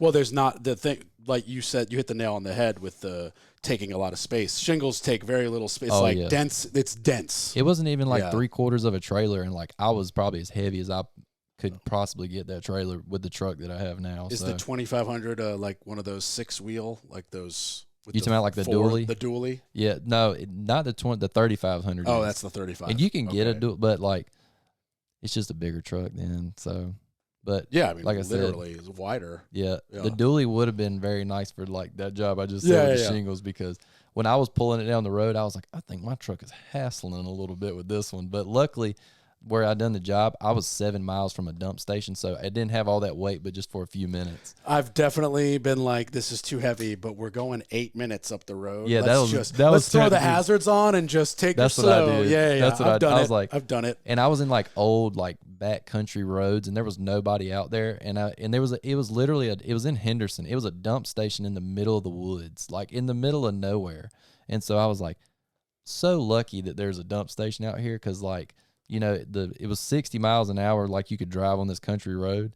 And I was like, all right, so technically I can get there in like 7 minutes. I'm gonna go 40. Yeah. So I went about 45, and we got there in like 10 minutes. And I was like, okay, this load was technically only driven on my truck for like 10 minutes. It can handle that. But if I would have had to drive from like Raleigh to Franklinton, that would have been a nightmare. And also, if you had hit like freeway stop and go traffic, your brakes would have been on fire. Oh, and then not only that, like if I've had to, like I've only had to, fortunately, I've only had to slam on brakes one time when I had like a full load of stuff, and it is not easy. It also 'Cause- makes your heart jump. Oh man, Yeah. Because I'm like, I understand, like, you know, I used to drive a massive box truck when I worked at that thing, and I'm like, people would pull out in front of me in Raleigh, and I'm like, I don't think they realize like I can't just stop. No, you have so much inertia. Yeah, I'm like, Yeah. even if I slam Yeah. on brakes and stand on the brake, like I'm not just stopping. Yeah. Especially with a full load, if like, because we used to haul like the concrete pads that you put like the HVAC systems on and all that stuff, Yeah. and I'm like, we had like the whale wire like in 500 and 1,000-foot rolls. I'm like, if I have truck full of that, like that is That's so 3,000 pounds. And yeah, oh and my then we God. used to haul HVAC equipment, and I'd have it stacked to the ceiling in that box truck. And I'd be like on the way back from Richmond, and like somebody would pull out in front of me. I'm like, they're either going to get hit or they're going to speed up fast enough where I'm like not going to barely. And I've had it happen. Luckily, I never hit nobody, but there was a couple times I'm like, this ain't my fault. I'm like, I'm doing what I can. Like I'm standing on I'm up out of my seat, standing on the brake, hoping I don't hit nobody. I mean, I don't know any seasoned insurance agent or seasoned police officer who would not blame the person who cut off the truck. I mean, if you're gonna cut somebody off, you know that's a dick move. One. Yeah. I don't know, like, I'm sure everything is circumstantial down to the inch who's actually at fault. Yeah. But if you're not smart enough to know that bigger truck, full load, more inertia, it takes longer to stop. It's just a fact. Like, and even if I hit the brakes on time and the wheel stops spinning, I could just you still keep going. Man. So, like, and now what do you want me to do? Lord forbid if it's raining. That makes it even worse. Yeah. But like, and then too, you know, like I know what people do. Like they would see that truck coming, they're like, "Oh, that truck is going slow. I can beat it." And then that's what usually ends up happening. Yeah, I am that guy now that I have the Tesla because I can beat it. Yeah, and easily. Oh yeah, see, but it's different. It's nice when you can do that, but like, when you have that person pulling out that's just taking their sweet time, and I'm like, dude, there's oncoming traffic. Like, you gotta go. Move. Yeah. It's like when you merge, it's like when you get over, like, go. Yeah, you like, gotta floor it for people. Yeah. You know, we're not qualified to give driving lessons, but the on ramp is to speed up. Yeah. That's what it's for. Yeah. It's not for you to like think about speeding up. That's to get to the speed of the other traffic. Yeah. Like when you're trying to merge and you're only going 35 and everybody's going 75 and 80, like I was just driving down 85. I'm like, you better be humming when you're coming off of that ramp. Dude, I was behind this Lexus on the way here because I had a coffee meeting this morning. Right. And I'm behind this Lexus. It's a 65. She's going 60. And there's only 2 lanes. Yeah. And I'm sitting here like the semi to your right is supposed to be going 65. Yep. You're supposed to be going 70. Yep. And also move out of the passing lane. Yeah. Like, I do they just not teach it down here? Like, what's up? Some people just don't care. Well, I'm aware of that. That's everywhere. That's universal. There are non-caring people. I'm like one of those people. I will slow down even farther so you can get over because I'm just like, hey, if that person in front of you is not going to let you in, at least you can get in front of me. The person behind me might not be too happy, but I'm like, I'm just trying to make sure everybody's safe and not nobody getting in any accidents. I can never comprehend the like below speed limit drivers in the far left passing lane. Oh yeah. Like, what are you doing? I know my wife has to get on me. I will tell you, I am a slow driver. That's fine. Just be in the right lane. Yeah. Drive slow in the right lane. And sometimes that's okay. like I'll go to pass somebody who's even slower than me. And she's like, all right, you got to get back over in the right lane. Cause I'll be like dazed, like out in the middle of like, cause I'm like one of those thinkers that I daydream real bad. And I'll just be driving. She's like, hey, you need to get back over. Cause like, if you're not going to go any faster, you got to get back over. You are blocking this lane, dude. And it's even funny cause sometimes we'll like be driving and there's nobody on the road but us. And she'll still tell me to get over. And I'm the one passing you in the right lane, giving you this look like, you're like, what are you doing? Like, why are you in this lane, dude? Do you not see 100 cars behind you and a semi on the right? And what is happening? Oh yeah. And look, luckily, knock on wood, I'm 30 years old and I have never been pulled over for anything. Oh, I can't. Never had a speeding ticket, have never been in a car accident, not even a fender, nothing at all. So I've been pretty fortunate with that. And so that's always like my rebuttal to her is I'm like, well, you've gotten speeding tickets and you've been in a car accident and I have not. So I have been in both, my man. It's but I come from New York. We're trained to be aggressive. Oh yeah. It's I've only been in New York one time and I was like, couldn't live here. I'm remember, too nice. So I'm from like even more country than here. Yeah. Like I'm from the sticks. Yeah. But we were only, hour and a half drive into the city. Right. So got the mix of culture. Oh yeah. I'm very thankful for. But I remember, the first time my pops was like, I need you to drive me today and we're going into the city. Right. And I was like, I'll drive you to the city and then you have to drive. I'm not doing this. Like I'm not comfortable at 17. Yeah. I'll get you to the tunnel. But then you're switching and you can do Manhattan. Yeah. Manhattan was brutal when we went through it. Oh, that's what I'm talking about. Yeah. Like that's a different level of aggression. Oh, because yeah. it's And then for me, it was so slow because, like, used to driving around here, you can pretty much predict how long it's going to take you to get somewhere. And we went there, and it felt like it took us an hour to go 3 miles. And I'm like, this is not my jam. Yeah. Like, I would lose my mind. Yeah, I mean, if I'm going to the city, New York City, I say the city like Right. everybody knows what I'm talking about. Right, If I'm right. going to the city of Manhattan in Yep. the state of New York, Yep. and I'm not driving my father in his car for Yep. business, Yep. I'm subway. Yeah. I'm not even taking a cab. Yeah. Not worth it. It's just not worth it. Because I know the subway map, and I know, like, I can get within a 3-block walk of Right. everywhere I want to go Right. on the subways, because they all, even the different lines, they Yep. meet somewhere, Yep. and then you don't have to like pay to get in again. Yep. You could like, oh, we just got to take it out of our way, and then we're going to switch from the B line to the 6 line, Right. and that'll take us within right where we want to go. Yeah. So That's like, another thing too down here that's so much different. Like, never been on a subway. Yeah. We don't call it blocks. Like, Right. everything is like, oh, it's down the road by, Hardee's or something. Yeah. Like, we give, what do they call it? Redneck directions. Also, like- time's different down Oh, here. way different. Like, it's 5 minutes around the corner. Yep. Means it's a 30-minute drive. Like, I don't know why people can't get that right. Yeah. But like, be like, oh yeah, it's just over yonder. It's Yeah. like an hour and a half away. Yeah. It's like, wait a minute, bro. Yeah. That's not a quick trip. Yeah. Like, I love my boy Marcus to death. He's Yeah. one of my best friends to this day. Right. But like, he's just the worst at that. He's Yeah. just like, oh, it's so real quick, blah, blah, blah. Hours later. Yeah. Like, Like, how die. fast you driving, man? No, he drives. That's not the thing. It's just like, it's just a different mindset. And Yeah. I don't have like issue with it. Right. But it is not like correct in professional setting. Right. Definitely like- not professional settings. No. Yeah.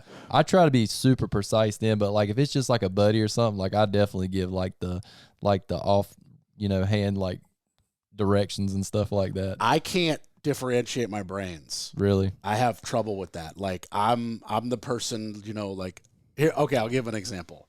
Somebody, I think it was my sister-in-law. She was like, "How far away is this restaurant from your house so we can Right. plan it?" Right. And in her head and your head and everyone else's head, an acceptable answer would have been, "It's about 10 minutes." Yeah, that sounds about right. Right? Yep.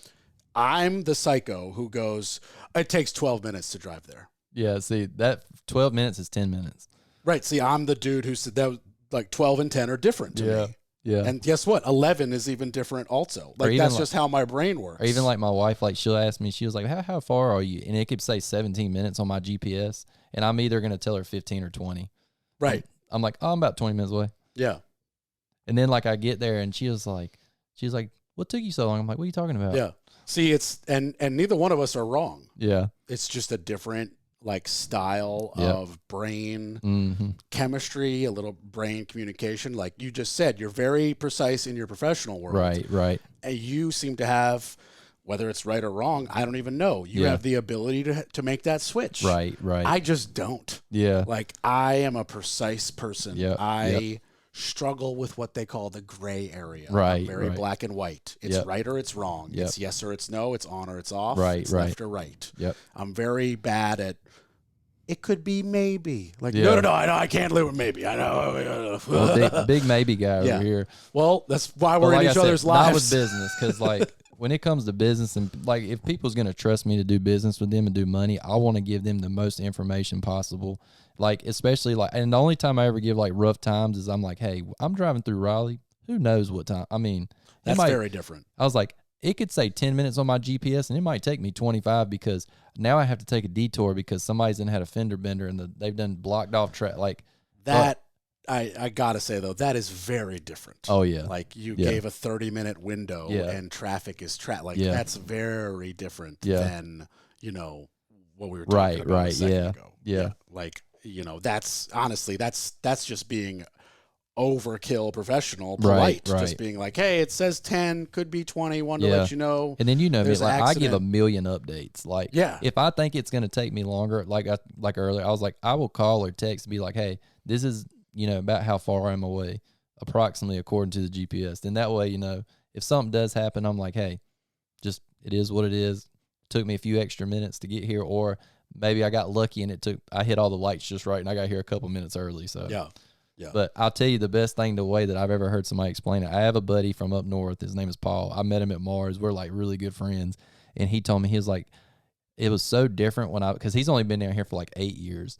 And he told me, he was like, it's so weird because we're both from the United States and it's like we're from two different worlds. It's very true. He was like, it's that's the best way I've ever heard it explained. Yeah. I was like, because he would say stuff like what they even call stuff, or I'll give you a funny topic that we used to talk about all the time when we had downtime. He said, how does your family do Thanksgiving? Oh, man, let me tell you something. So different. Very different. He was like, do y'all dress up? And I'm like, no. He was like, do y'all pull out the china? And I was like, no, we use paper plates. And like, they are like very like your traditional. I used to pick on them. I would text them and say, hey, now make sure you get your best turtleneck for Thanksgiving. And, they were very traditional. Like he was like, yeah, but I'm like, dude, you're preaching to the choir. My mom would make us bust out the nice crystal. That only came out for Passover, which is just Jewish Thanksgiving. Right. And Thanksgiving. Yeah. And otherwise, it was just in this huge cabinet that she liked to show off for I don't know who. Right. And these plates that were only used for those two meals. Right. And this silver cutlery, forks and knives that like her grandmother's grandmother, it meant something to her. I was like, this is annoying. I got to clean all this by hand because I'm the dish guy. I'm the lowest guy on the totem pole. That's why, look, he asked me, he was like, why don't y'all pull out the china? I said, it's Thanksgiving. Ain't nobody trying to wash no dishes.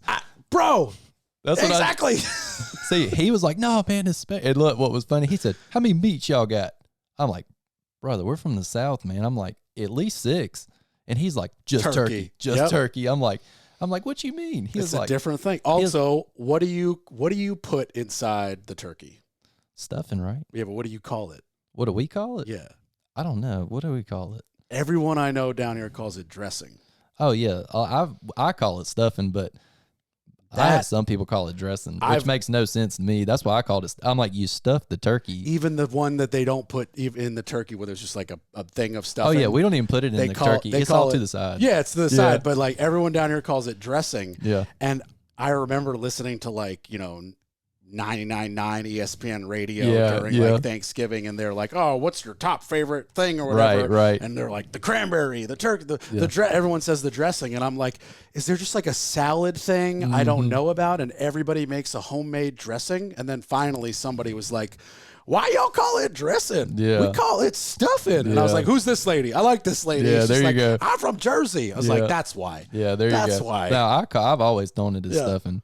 Because it just made sense to me. I'm like, you stuff it in the turkey, so it's stuffing. So I was like, it kind of makes sense. Well, so when you say it like that, though, the other way also makes sense because prepping a turkey is called dressing a turkey. Yeah. So by dressing a turkey, you're putting the dressing on the turkey. Oh, yeah. So I do get it if you want to be like technical. Yeah. But it's like it's stuffing. Yeah. Stuffing. It's bread. Oh, and I told him I had macaroni and cheese at my Thanksgiving. He lost his mind.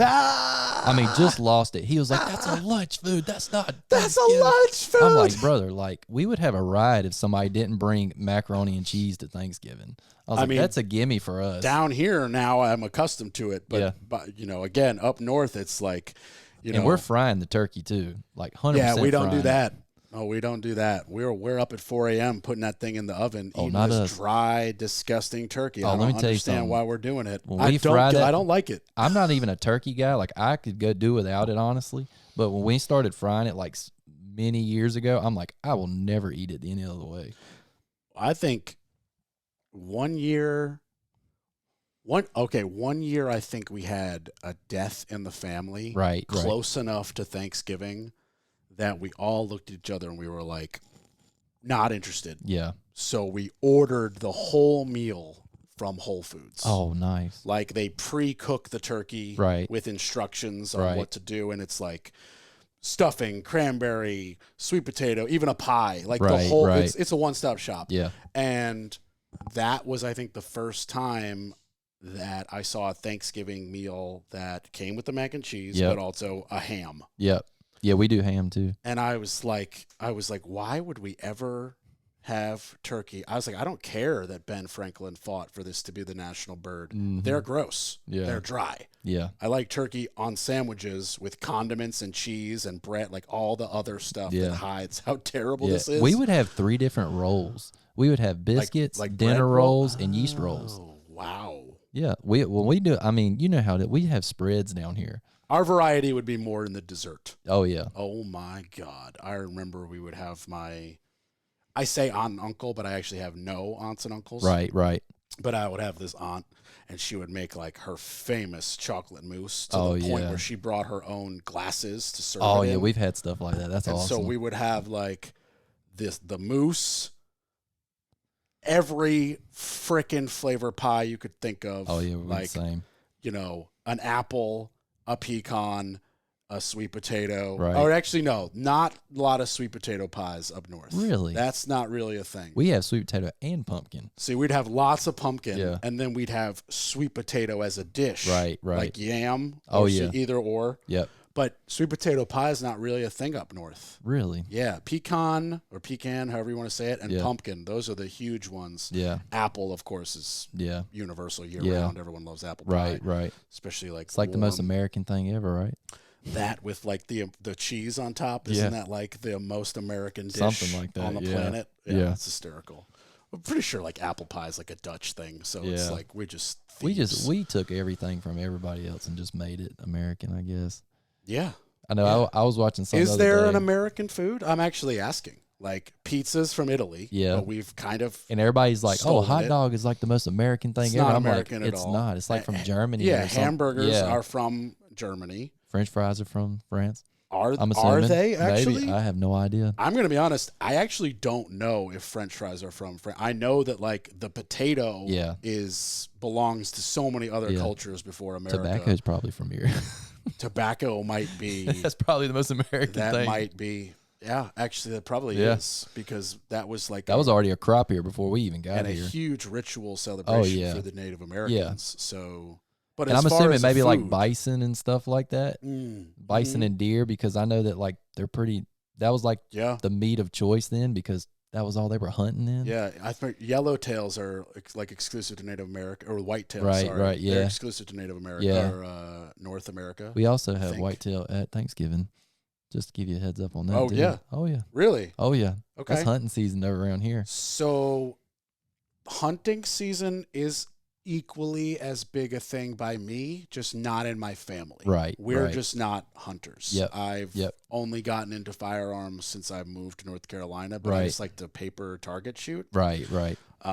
So I'm sure there are plenty of other northern families who are probably serving some that's just not in our family. Right. Right. But so how do you prepare your venison at Thanksgiving? So we do it. We do like the last Steaks? time we done. Yeah, we done it kind of, but we did it like steak and gravy. So Okay. like it was in like the thick like like white gravy and stuff like that. And so we do it like that because then you can dip your biscuits in it and stuff like that. And of course, there's always sweet tea there. It's got to be. It's Southern Thanksgiving. I but can't do sweet tea. I have to do unsweet. I can't do it. too sweet. Yeah, I can't Yeah, do it. I think the older I get, as funny as it sounds, like I'm better with like half and half because I don't Yeah. do a lot of sugar anyway. And when you go a long time without eating a lot of sugar or having it, even like I don't even drink soft drinks or anything because they're too sweet for me. I mean, it is poison. Just Yeah. so like in case anybody. pretty. like, It's just a can of chemicals at this point.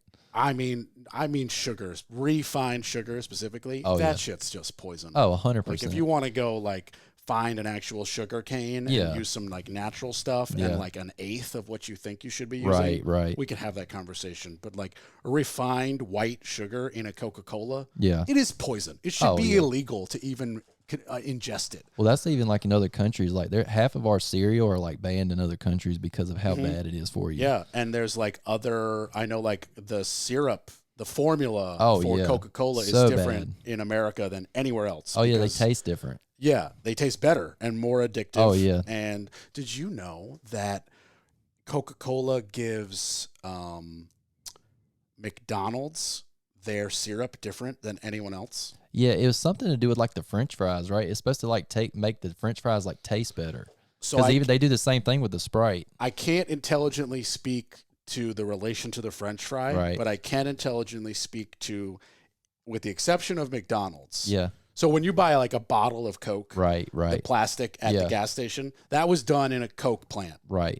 sealed and shipped. Yep. But when you go to like a restaurant where there's like the fountain thing, Yep. that's a bag of syrup. Oh yeah. And it is then inside the restaurant, Yep. a ratio of syrup to just sparkling water Yeah. is infused, Yep. and that's what comes out. Yeah.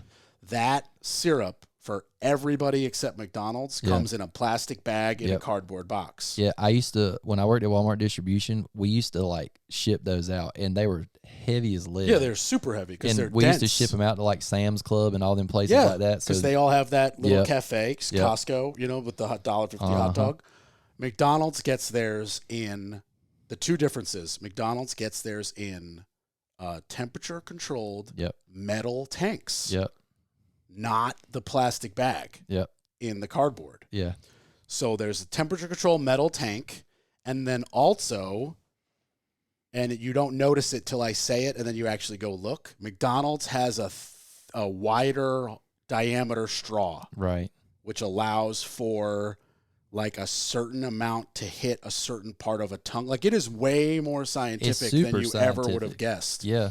And it's like, I don't know if I don't know if it's like patented by McDonald's or Right. they just have this arrangement with Coca-Cola, but it is like a known fact that Coke deals with McDonald's differently than everybody else. Yeah. And a Coke at McDonald's tastes different / better everywhere else. That's like the joke of like the Sprite from McDonald's. They call it spicy Sprite yeah. because like it burns when you drink it. Yeah.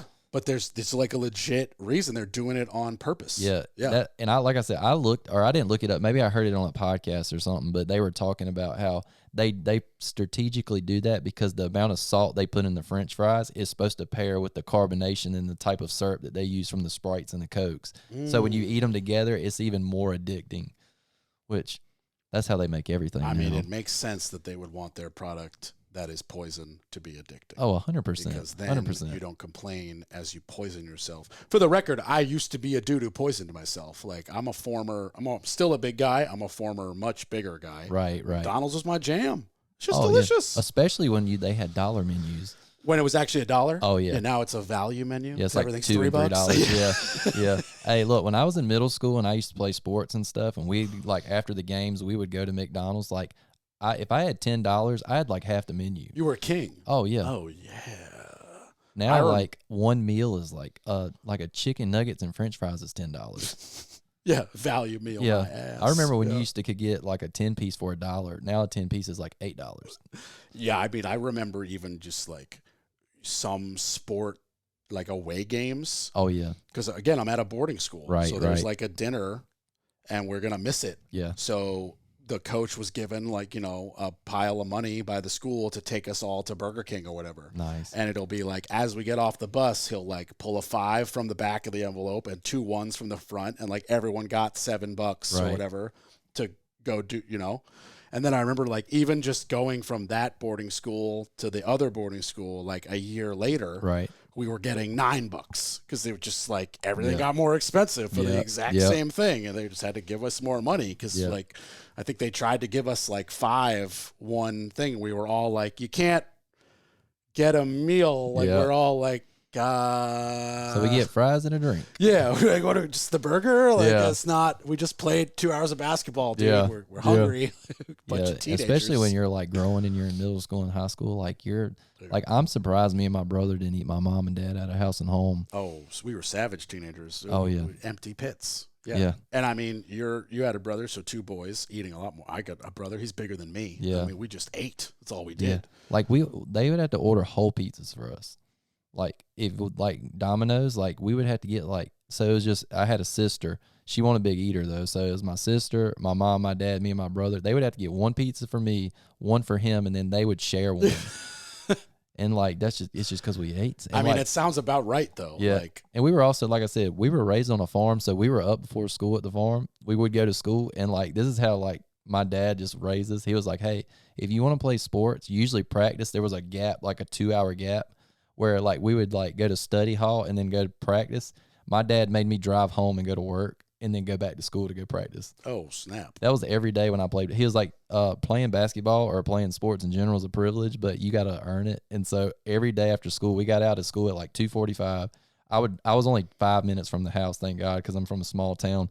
I'd drive down the road and pick up eggs for an hour, take a shower, like get ready, and then go back to school, go have basketball practice, and have to come home and do my homework, and then get ready for that was like every day during like a sports season. But even when it wasn't sports, I still like, they were like, hey, work before homework.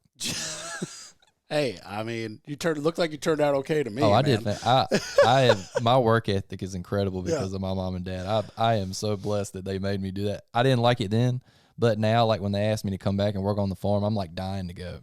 It's the craziest thing, and I would do it for free any day of the week for them. I mean, it's probably got that nostalgia factor. Oh, it does. That like it hits home. You know? Even like when my brother, like when we help them now, like when they have something that they really need help and we go back, me and him's like, oh man, you remember when we used to do this? We used to do that. Yep, I love it. That nostalgic feeling is awesome too. It's fun for me because I get to like kind of I get to remember what my brother and I were doing as kids as I watch my brother kind of recreating it now for his kids. Yep. Because he's got, like 11 acres out in Hurdle Mills. Right. And he's got, I don't know, it's like a 6-year-old and like twin 3-year-old girls. Nice, and all nice. these animals and chickens that lay eggs and this great farm. And, him and his wife are just, they have this amazing hobby farm set up. That's and I awesome. could just like, it's obviously worlds different, but it aligns so quick. I can be like, man, I see you driving the 4-wheeler with your kid. You used to drive the 4-wheeler with me on the back, and then you went to military school, and I was driving it, and it's like it all is. And that's the same now because I have a 4-year-old little boy. He's about to be 5, and then I have like an 18-month-old girl, and like I was telling my mom and dad, I was picking at him. I was like, all right, buddy. I was like, you ain't too far from having to go pick up eggs. Yep. And I was like, during the summer when you're not going to school, because he just started school for the first time this year, he's in pre-K. I said, oh, during the summer, you know where we're going to be at? We're going to be at Mom and Dad's chicken house picking up eggs. I was like, because if it worked for me, it'll work for you. There you go. Yeah. I mean, okay, so the real question I got to ask about the eggs. Yep. Do you enjoy eating eggs? I eat eggs out every day. Okay. I was curious if it would have egged you out. Chicken and eggs, couldn't get enough of it. Chicken and eggs. Oh, yeah. I would cook them both and mix them together and put hot sauce in it.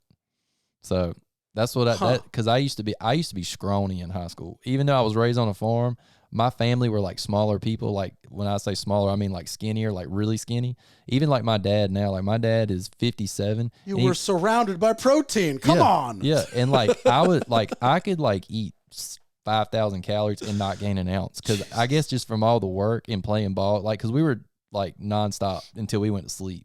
We would go play ball. Like we had a basketball goal, like a little paved court or whatever. We would pull our cars up to it at nighttime and shine our headlights on it just so we could play at nighttime. And so like that's just what we did. And so like we were just so active, we just could not eat enough. And like people used to pick at me and they're like, "Oh, it'll catch up with you." And I'm like, "It still hasn't really caught up with me yet. I'm 30 years old." Yeah. I was but I'm also fortunate. I do have a manual labor job that helps with that. But yeah, well, I mean, I doubt you eat like the savage you were as a kid also. I wish I could. Yeah. Honestly, I love food. I don't even wish I could anymore. Yeah. Yeah. I can still throw down, but I have to like control myself now. I can throw down, don't get me wrong, but it's like, is it worth it the next morning? It's never worth it now. As a kid, you just bounce back, you're all good. Oh, yeah. Now at 32, I'm like, oh God, what did I do? Well, it's so funny because like when we go out and it's like a special occasion or whatever, or it's like a Thanksgiving or a Christmas, like, I'm going to overeat. Of course. It's just, you only do it a couple times a year. You might as well enjoy it.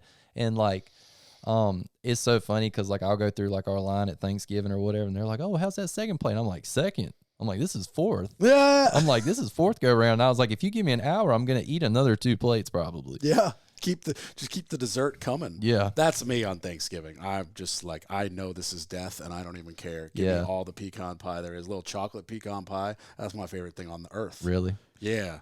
Like so I noticed another northern southern difference is the pecan pies. Right. Down here, the pecan pie is like almost like Jello. Yeah, I was gonna say it's not like a gelatin type deal. And then there's just like pecans on the top. Yep. Whereas in the north, it's like a whole thing of chopped pecans is mixed with a little of the sugar syrup, and it's like all the way through. It's crust and then pecans all the way through. Right, right. And if you take the one I'm referring to from the north and throw in abnormal chunks of dark chocolate bar in there, bro. See, like my big thing is I am a big food guy. Like I would rather eat food than dessert. Like when it comes to dessert, I'm like my dessert's a second plate of food. Because like you give me like a really, really good ribeye or something like that, like I can throw down like all day, every day. Like, I'd rather have 2 ribeyes than a slice of pie. See, I'd rather have 2 ribeyes than a slice of pie, but at Thanksgiving, I'd rather just eat dessert. Really? Like for some reason, I don't know. Well, with the exception of my sister who's working in the other room. You haven't met her yet because she was on a meeting. Right.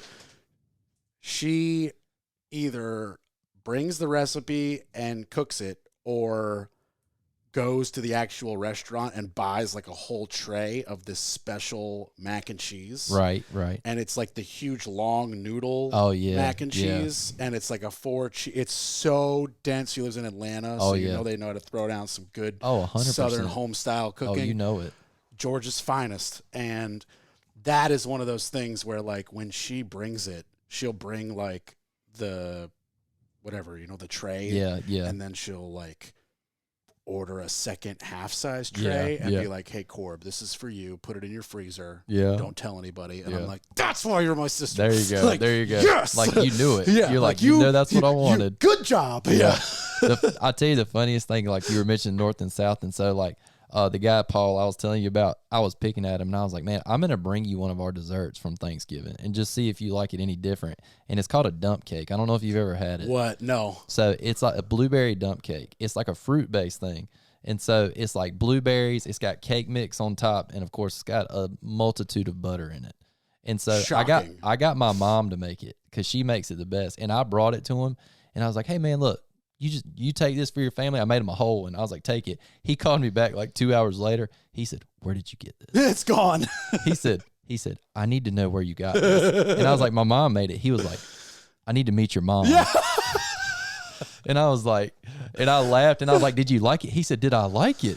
It's gone. He was like, I just got home, and half of it's gone. Well, the South cares less about health and more about taste. Oh yeah. This is, it's a statement of fact. Oh yeah, 100%. Whether you think it's good or bad, we could have another conversation. Oh yeah. But, they do not. This is not L.A. They do not skip on the butter. Oh, you trust me. Like lots of cream. You look at all the grandmas potatoes. around here. All the grandmothers around here are like big ladies. I mean, yeah, they're not little for no reason. Yeah. And like usually, like their husband eats very well.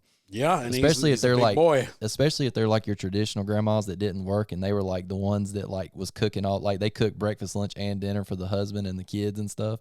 And like that was kind of like where we came from, where like they're cooking all day, every day. Like and that's their especially jam. if that like husband just retired. Oh, now he's like, oh, we're cooking and traveling. Oh yeah. I'm done at the steel mill. Let's go. Yeah, that's like that is because we're like in that last little portion of that like generation, I guess. And so yeah, they're aging out pretty quick. Yeah, they're definitely aging out because of course now like if the husband and wife don't work unless you just have like a bang out job, like both people's having to work with the inflation we got going on now. But yeah, well, yeah. I mean, there's a certain expectation of what it takes to have a certain lifestyle when a couple wants to bear children. Exactly. That's the big thing. Yeah. Like you and your partner could arguably probably have a great life if you dialed your lifestyle. I'm talking in general, not you. Yeah.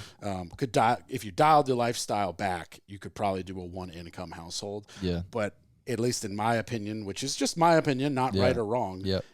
That's impossible if you want to have kids. Oh yeah. It's just too much money because they're expensive. It's especially now, like if you're just starting and you're like, oh, we're renting right now. We want to have a house. It's like, ooh, good luck. Yeah. Like, I mean, you better be like working for like one of these big companies, and you ought to be like way up on the totem pole if you're just thinking like, oh, the wife's going to stay at home and take care of the kids. Yeah. And I'm just going to be the sole guy, which luckily for me and my wife, we were prepping for this for a long time. And so like the only debt I have is my house. Does she work? Yeah, she works, Okay. but we're going in that direction that hopefully sometime next year she will not be working anymore. Oh, so y'all are actively planning Yeah, on like her being everything that we've ever did. childcare, Oh yeah, and you just getting this junk. that's always been her off dream, the- and I told her yeah. I was like, I want to make that dream happen, and I'm in a position now, and my business is doing well enough that I can make that happen. And you know how it is. All you got to do is meet a handful of the right people, and they can make that happen for you. Yeah, absolutely. And I mean, so- my sister-in-law doesn't work. Yeah. But, you know, they But have 3 kids. But my wife also gets very bored very quick, and like when the kids go to school, she'll still do something because like she just can't not do anything because you can only clean the house but so much. Right. And then also, like, would you want to be with a person who enjoys just doing nothing all the time? Like, that's not a I can't even get her to sit down partner. now. Like even like when we have time off, and like which that's not running a business. That's not even really a thing. But like when she's like off a day from work and somebody else is watching the kids, like if they're babysitting or something, she will still go try to find something to do. I'm like, just sit down for 5 minutes. She's like, I can't. She's like, I just can't do it. Well, you Like guys she are begs me to cut the ambitious. grass. She was like, can I go cut the grass? And I'm like, really? She was like, yeah. Do you She's have a like, I love zero it. turn? Oh yeah, Well, that's fun, though. yeah. Yeah. But she wants to weed eat and everything. Well, good for her. I Oh. mean, it's what's Well, so, like who when she cares? was in high school, when she was 14, she had her own grass cutting business, and she used to bush hog and everything on tractors, and like that was just her jam. She loved it. It's this sounds oddly like a complaint, but I think you got a good lady there. Oh no, it's So, definitely like, a compliment more than a complaint. I was about to say, I mean, you got someone who wants to jump in and help with the lawn stuff. You know, it's funny you say that because my sister-in-law Emma loves mowing. Yeah, Yeah, She And said they it's have a zero therapeutic. turn. Yes, Yeah. she said the same thing. Yeah. You put a beer in the cup holder. She has like those cool headphones Yep, with Bluetooth to her phone. that's what she does. She's listening to some cool music, and Yep. you know, you get to see these beautiful lines appear in the grass. I get it. Yep. I get it, especially on a dope zero turn. Yeah. Where it's like they really are yeah. fun to drive and super easy and 64-inch wide deck and all Yeah, that. it's jazz. so funny because we both know we can kind of tell it's like, okay, hey, it's getting that time. We got to cut grass again, and she's like jumping on it. She's like, I got it, no worries. She's like, you watch the kids, I got it. And I'm like, all right. So Hey, that I don't works. complain because there is like I'm one of those guys where we were talking about earlier. I'm like, man, if I could just pay somebody to cut my grass, that'd be 2 more hours of my life I got back that I could either spend with them or I could go get another job or make more money. I'm like getting in that delegation mode where I'm just like, I wonder how much it would pay for somebody to come clean my house. You know, for me, I have to do that all the time Yeah. because there's a lot of stuff as a general contractor, I should be doing absolutely no work. Right, General right. contractors are trained to manage people, Right. schedules, projects. That's what general contractors do. But I wasn't born a general contractor or Right. trained a general contractor. Yep. I was born as just a regular fucking human like Right. everybody else. And then I started working for carpenters Yep. and workers Yep. and was working, Yeah. building, framing, setting I cabinets. think they're the best all those ones though when things. you've actually been in it, but before you like took over it because like you already know all the lingo and you know the gist of how the job is supposed to be done. So It's that's a double-edged sword. yeah, Because the lingo that's a big thing you Yeah. mentioned. Okay, so the lingo, yes, it helps now day to day oh yeah, when talking to subs. yeah, I seem more knowledgeable because I am. I've done Right, it. right. You know, you can't bullshit me about how to install Exactly. the cabinet. I've done this. So Exactly. if you want to do it incorrectly, leave. If you Yep. want to do it the way I'm going to pay you to do it, Yep. you're going to do it that way. right, right. But it really messes with you when you take the exam. Oh, I bet. Yeah, I heard even like because I used to deal with a lot of plumbers that like they did plumbing their whole life and they went to take the state exam for North Carolina and they were like, "Oh, this is how I've always done it," and it's like, but yeah, but that's not. Well, so what it is the lingo, it's all multiple choice. Yep, yep, And there's four options. One option is correct, and then the other option is the slang. oh yeah, they so know what you they're see doing. the slang and you're like, that's what the industry calls that. Yep, yep. And if you were like you'd be correct if you went to do it by your knowledge, Yep, but you yep. fail that question. Yeah, I had so many plumbers It's that came back, awful. and I would be like, "Hey man, they would take it like over the weekend to get their own plumbing license and hopefully do their own business." And I was like, "How'd your test go?" And they were like, "I failed." And they were like, "I don't understand. Like I knew every question." And it's like then they went back and like I don't know how it works, like 100%, but it made it seem like that they could see what they got wrong. Yeah. And like he You was can. like it is 100% what's in the book. It is not what it's like, when you're out in the field type Yeah. deal. So I've had people who are not in the industry ask me about taking the test, and I'm like, it'd be so easy for you. Oh yeah, because you don't know anything about how to they actually said do that it. they're the best ones. Yeah, go buy the book, read the book. Yeah. Don't even talk to anybody in the field ever. If you Yeah. just read the book, then it'd be very easy because you would have no interfering actual daily slang Exactly. in your brain. Yeah, Whereas all of that is Right. messing with me. If Yeah. I just had to spit out a book, yeah, night and day. We I had- failed it twice. really. Yeah. Well, for the record, though, the GC license exam has Yeah. an 80% first-time failure. Oh, I mean, I believe it. 80% first-time failure rate. That for whatever reason, that must be like a thing in North Carolina, because I've talked to real estate agents and plumbers and everybody, and our test around here for stuff like that is incredibly harder than other states. It From is what difficult. from what I've gathered from people, but like kind of like what you're talking about, we had a girl that took over her dad's plumbing business. She didn't know about plumbing. Fantastic at running a business though. So Right. she had that, and she was killing it running the business. But just for her, she was like, I want to know, like, when I go to these job sites that these guys take me serious. So she went and got her plumbing license and like aced it first go around, but she didn't know a lick about plumbing. She just aced. She Yeah, regurgitated the book. Yeah. Yeah. And so I was like, okay. And then like, I'm like, you got guys over here that's been doing plumbing their whole life. Couldn't pass it if you paid them. Couldn't pass it. Yeah. And that's like, I have mixed feelings about that because it should be easy for her Yep. to do what she did. Yep. And kudos to her. Yep. And especially as a woman in a male-dominated trade, Yep. you should not be be taken advantage of by a Right. guy Yep. who's a white dude in his 70s who Oh, sees yeah. a young girl and goes, "What the hell is she doing? Yeah. Telling me I've been doing this for 60 years." Yeah. When in fact he's screwing up because 60 years ago materials were different and Right, tools were right. different and things have changed and Yep. codes have changed. So And they continue to change like year to year too. every year, everything changes. Yeah. You have to be very up to date with it. And inspectors are they don't want to work with you. Oh, They no. They kill I'm under the impression that every single inspector was bullied in high school, and this is their payback. Yeah. This is the way they make it right in their head to just screw over, honest people like me. But that's a rant I could go on for a very long time. I and can give you imagine. some I've heard real some. life examples of where I have been. Like, there are some questionable ones where I should have worked on my anger, Right. and then there are some ones where it's like I was so right. This Yeah. dude actually was wrong Yeah. and lied to my face, and I got his boss to reprimand him and apologize to me. Yeah. Like, I've had that happen where I had to go around an inspector to the head of inspections and be like, if you do not get Julian back Yeah. out to this site, Yeah. who cost me 9 days waiting for him to send an email Yeah. that said no access, called and didn't get the answer. Right. Like, bro, I sit on my phone all day. You Yeah. didn't call me. You're like, that's like half my job. Show me the recent call log. And he was like, oh, we delete those. I was like, no, you just don't want to show me where you typed 854 instead of 845. I bet Yeah. you anything. Yeah. Because my number is written the same way on a sign, on the permit, on the door. Like, Yeah. don't. The last four, you're like, don't. Yeah. It's not. Like, Yeah. I was just, don't do that. I was sitting on my phone waiting for a call. And sometimes it's just a power thing because they know that they have like a little, they're like, this guy can't move forward without me. type deal. I lost it. And it was like during COVID, and it Yeah. was my only job going. And it was like I had to do nothing for 8 days and And that's wait brutal for you too. and wait for this email. And the email said, failed, no entry. Called contractor, didn't pick up. And I almost punched my hand through the computer.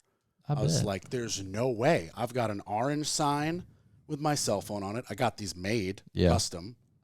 I've got my name on the permit box. The name Right. is typed on the permit from the city. Yeah. And when I put in to do the inspection online, I have to give him a lockbox code.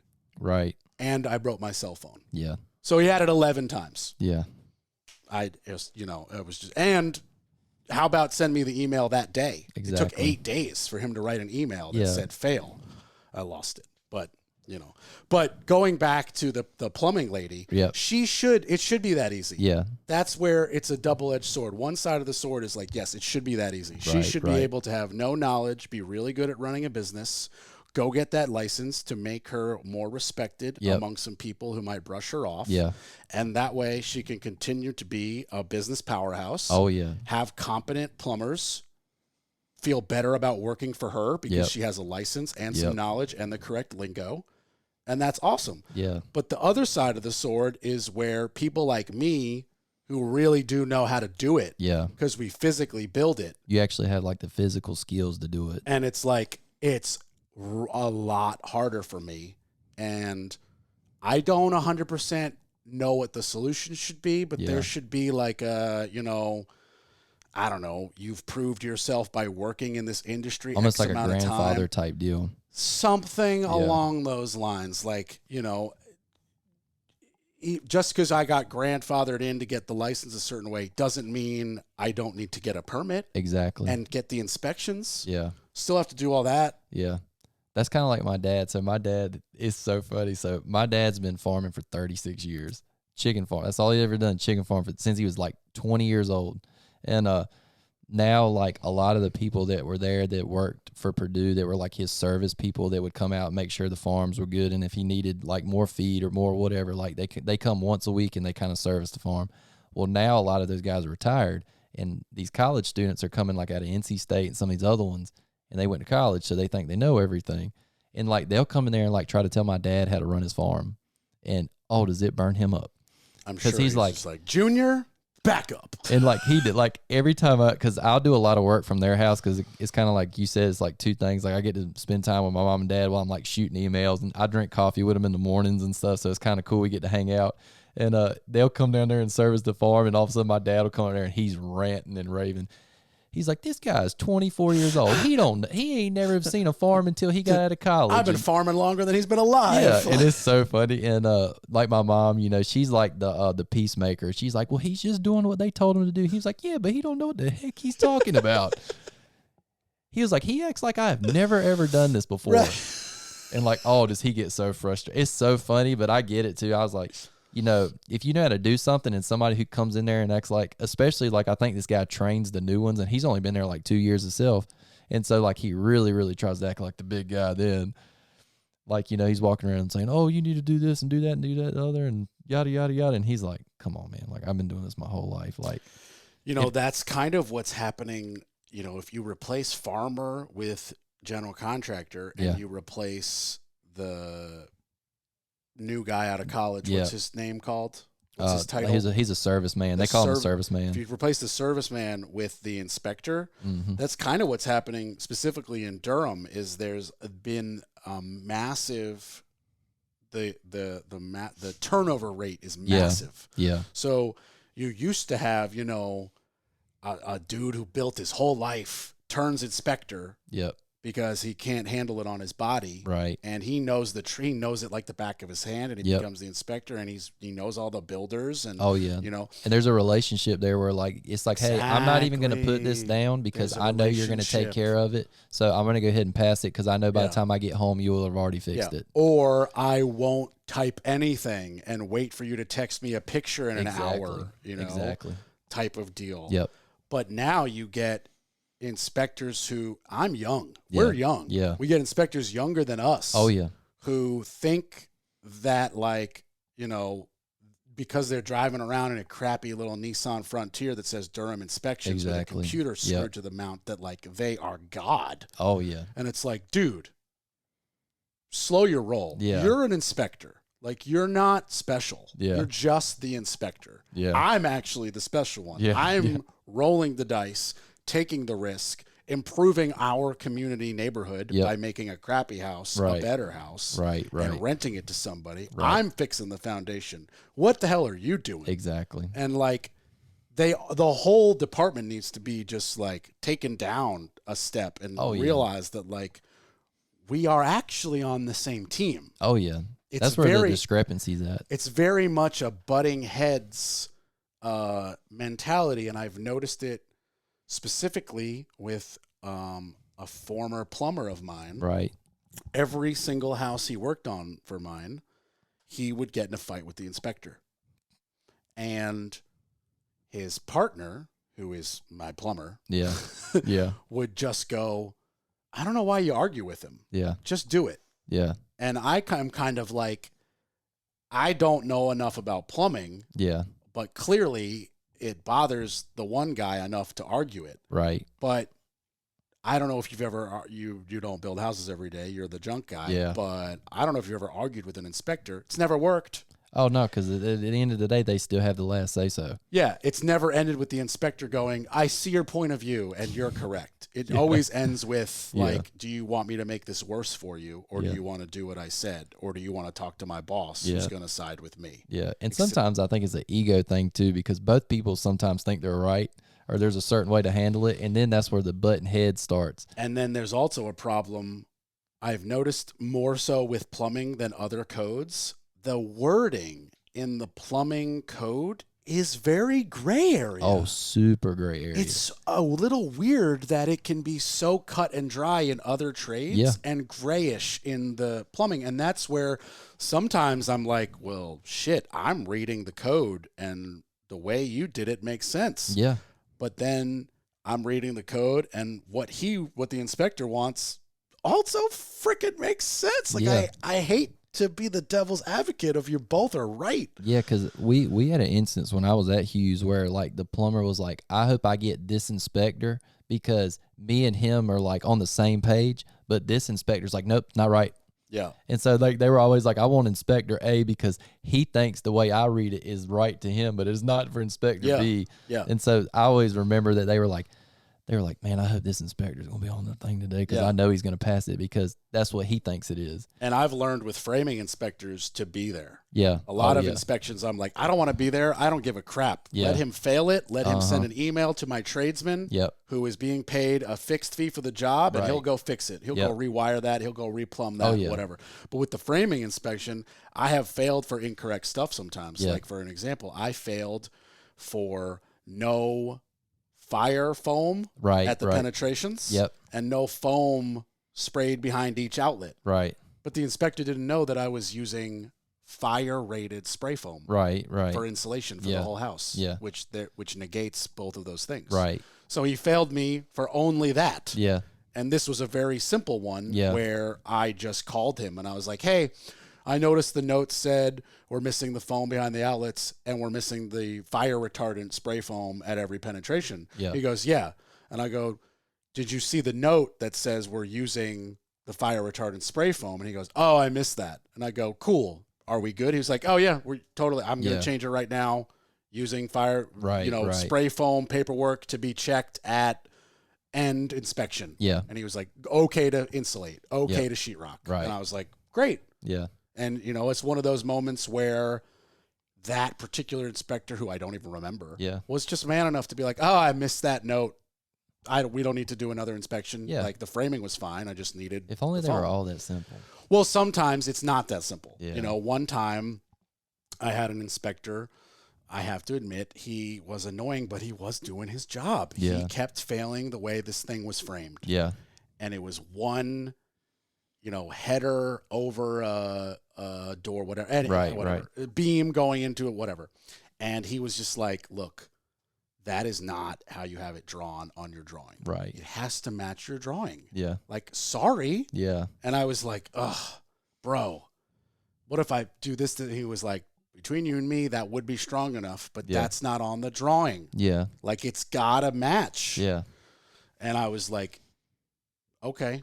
Yeah. So I added, it was impossible to get it to match the drawing at this point. So I just beefed it up. Yeah. And then my dad's my architect. Yeah. And I was like, redraw it with this picture. Yeah. And put your stamp on it. Yeah. And I literally printed that and went there, and underneath the beam, I stapled it to the 2x4. And I was like, here's a new drawing with a stamp on it. And he was like, okay, we're good. Yeah. I was like, at some point there is a job that has to be done. Exactly. And liability that has to be accounted for. So I understand sometimes. There are other times when it's a clear power trip and a nitpicking situation when I And had you can tell. Yeah, when I had the gas lines put in, Yeah. it looked exactly like it did in the book. Yeah. And he made us change something. And even my plumber was like, that's not, but okay. Like you can't, Yeah. sometimes you can't fight the water. You Yeah. can't It's just go like, against just the go ahead and hurricane. do it and be done with it. Yeah, I was like, by the time we argue with this guy, Mm-hmm. like I'll give you the 60 extra bucks. Like I don't even care. Like just Yeah. do it. Like Yeah. there's some times where you're just like, cool, sure.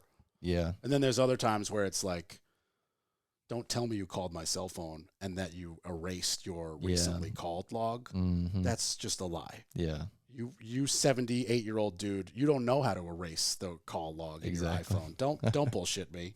Don't bullshit me. You mistyped it. And that's why no one picked up. Yeah. Exactly. So before we wrap up, if anybody needs your junk hauling services, and remember that's a truck or a truck and a trailer, or if you've got a dumpster, he'll fill it. Right. Any level to make your time more free and your life easier, what's the best way for people to contact you? Yeah. So I don't even think I said the name of my company. No, It's give it all right now. So Yeah. So the company's name is Good as Gone Junk Removal. I'm out of Good as Lewisburg, Gone. North Carolina, but I pretty much go anywhere within an hour of half of where I'm at, depending on what the job is. But the best way is like email's good, like, and it's exactly what my name is. It's Good as Gone Junk Removal @gmail.com. Fully spelled out. Yep, fully spelled out all the way. Phone number is 919-495-0556. I usually respond within an hour unless I'm in the middle of nowhere, which happens sometimes. Yeah. And which is another reason why people could just shoot you a text, because if you're loading a truck, you could get back to them in an hour and it won't be a missed call. Yep. And we're on Facebook and stuff. You can shoot us a message on Facebook. It's just Good as Gone Junk Removal LLC.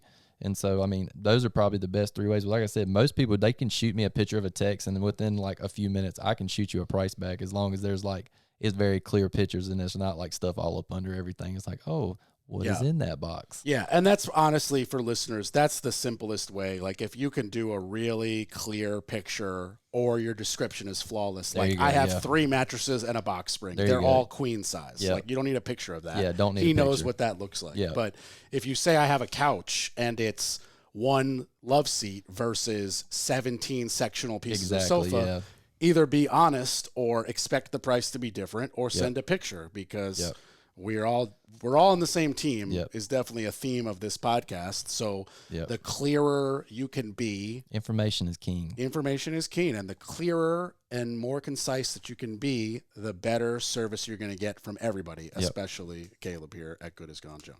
Yep, definitely. So, like I say, the best way I can tell you is usually, like, depending on when you call us, it's either that day or next day.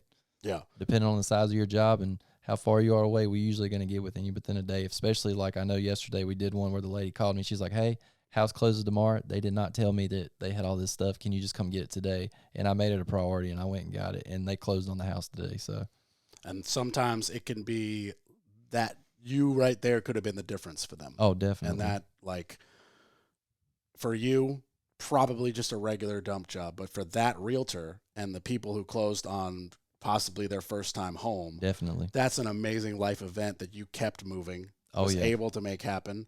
And that realtor and probably those homeowners are going to definitely keep you in mind for any future junk stuff. Like why would they go to someone else when that guy jumped in at like Batman to save the day? And they were highly, because like you just said, because she even told me when she texted me back, she was like, I just, I always tell everybody, I'm like, hey, I thank you for, trusting us and giving us an opportunity to, win your business. And she's like, oh, this will be first of many, especially because it was like a $1.2 million home and it closed the next day. And that was a little bit, it won't just like, your normal single family home. Like it was like a massive investment property, and it was like ready to go. And they were like, this stuff was supposed to be out like 2 weeks ago. Yeah.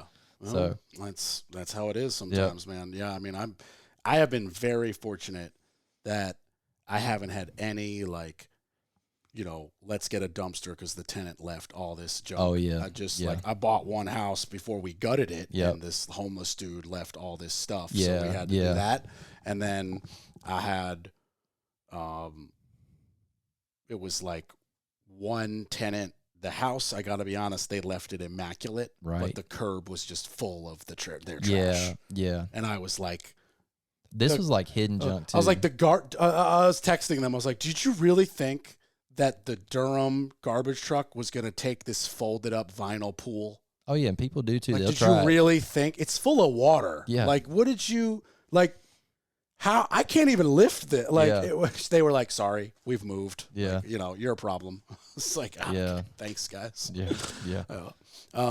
Okay. What's the phone number one more time? It's 919-495-0556. There you go. You heard it here first. And as always, the Orange Hammer podcast is on Instagram, Facebook, YouTube. You can call me 845-489-6057 or email me corb@wsdg.com if you want to come on the show, talk about something specific, or need some work in the Triangle area. I will make sure Caleb is my junk guy. There you go. And there you go. So I think that's a great place to leave it. Thanks for Yeah, coming, man. Hey, I thanks for appreciate it. having me, man. I had a blast. I love it. I'm glad, man. We'll do it again. Definitely. All right. Bye, everybody.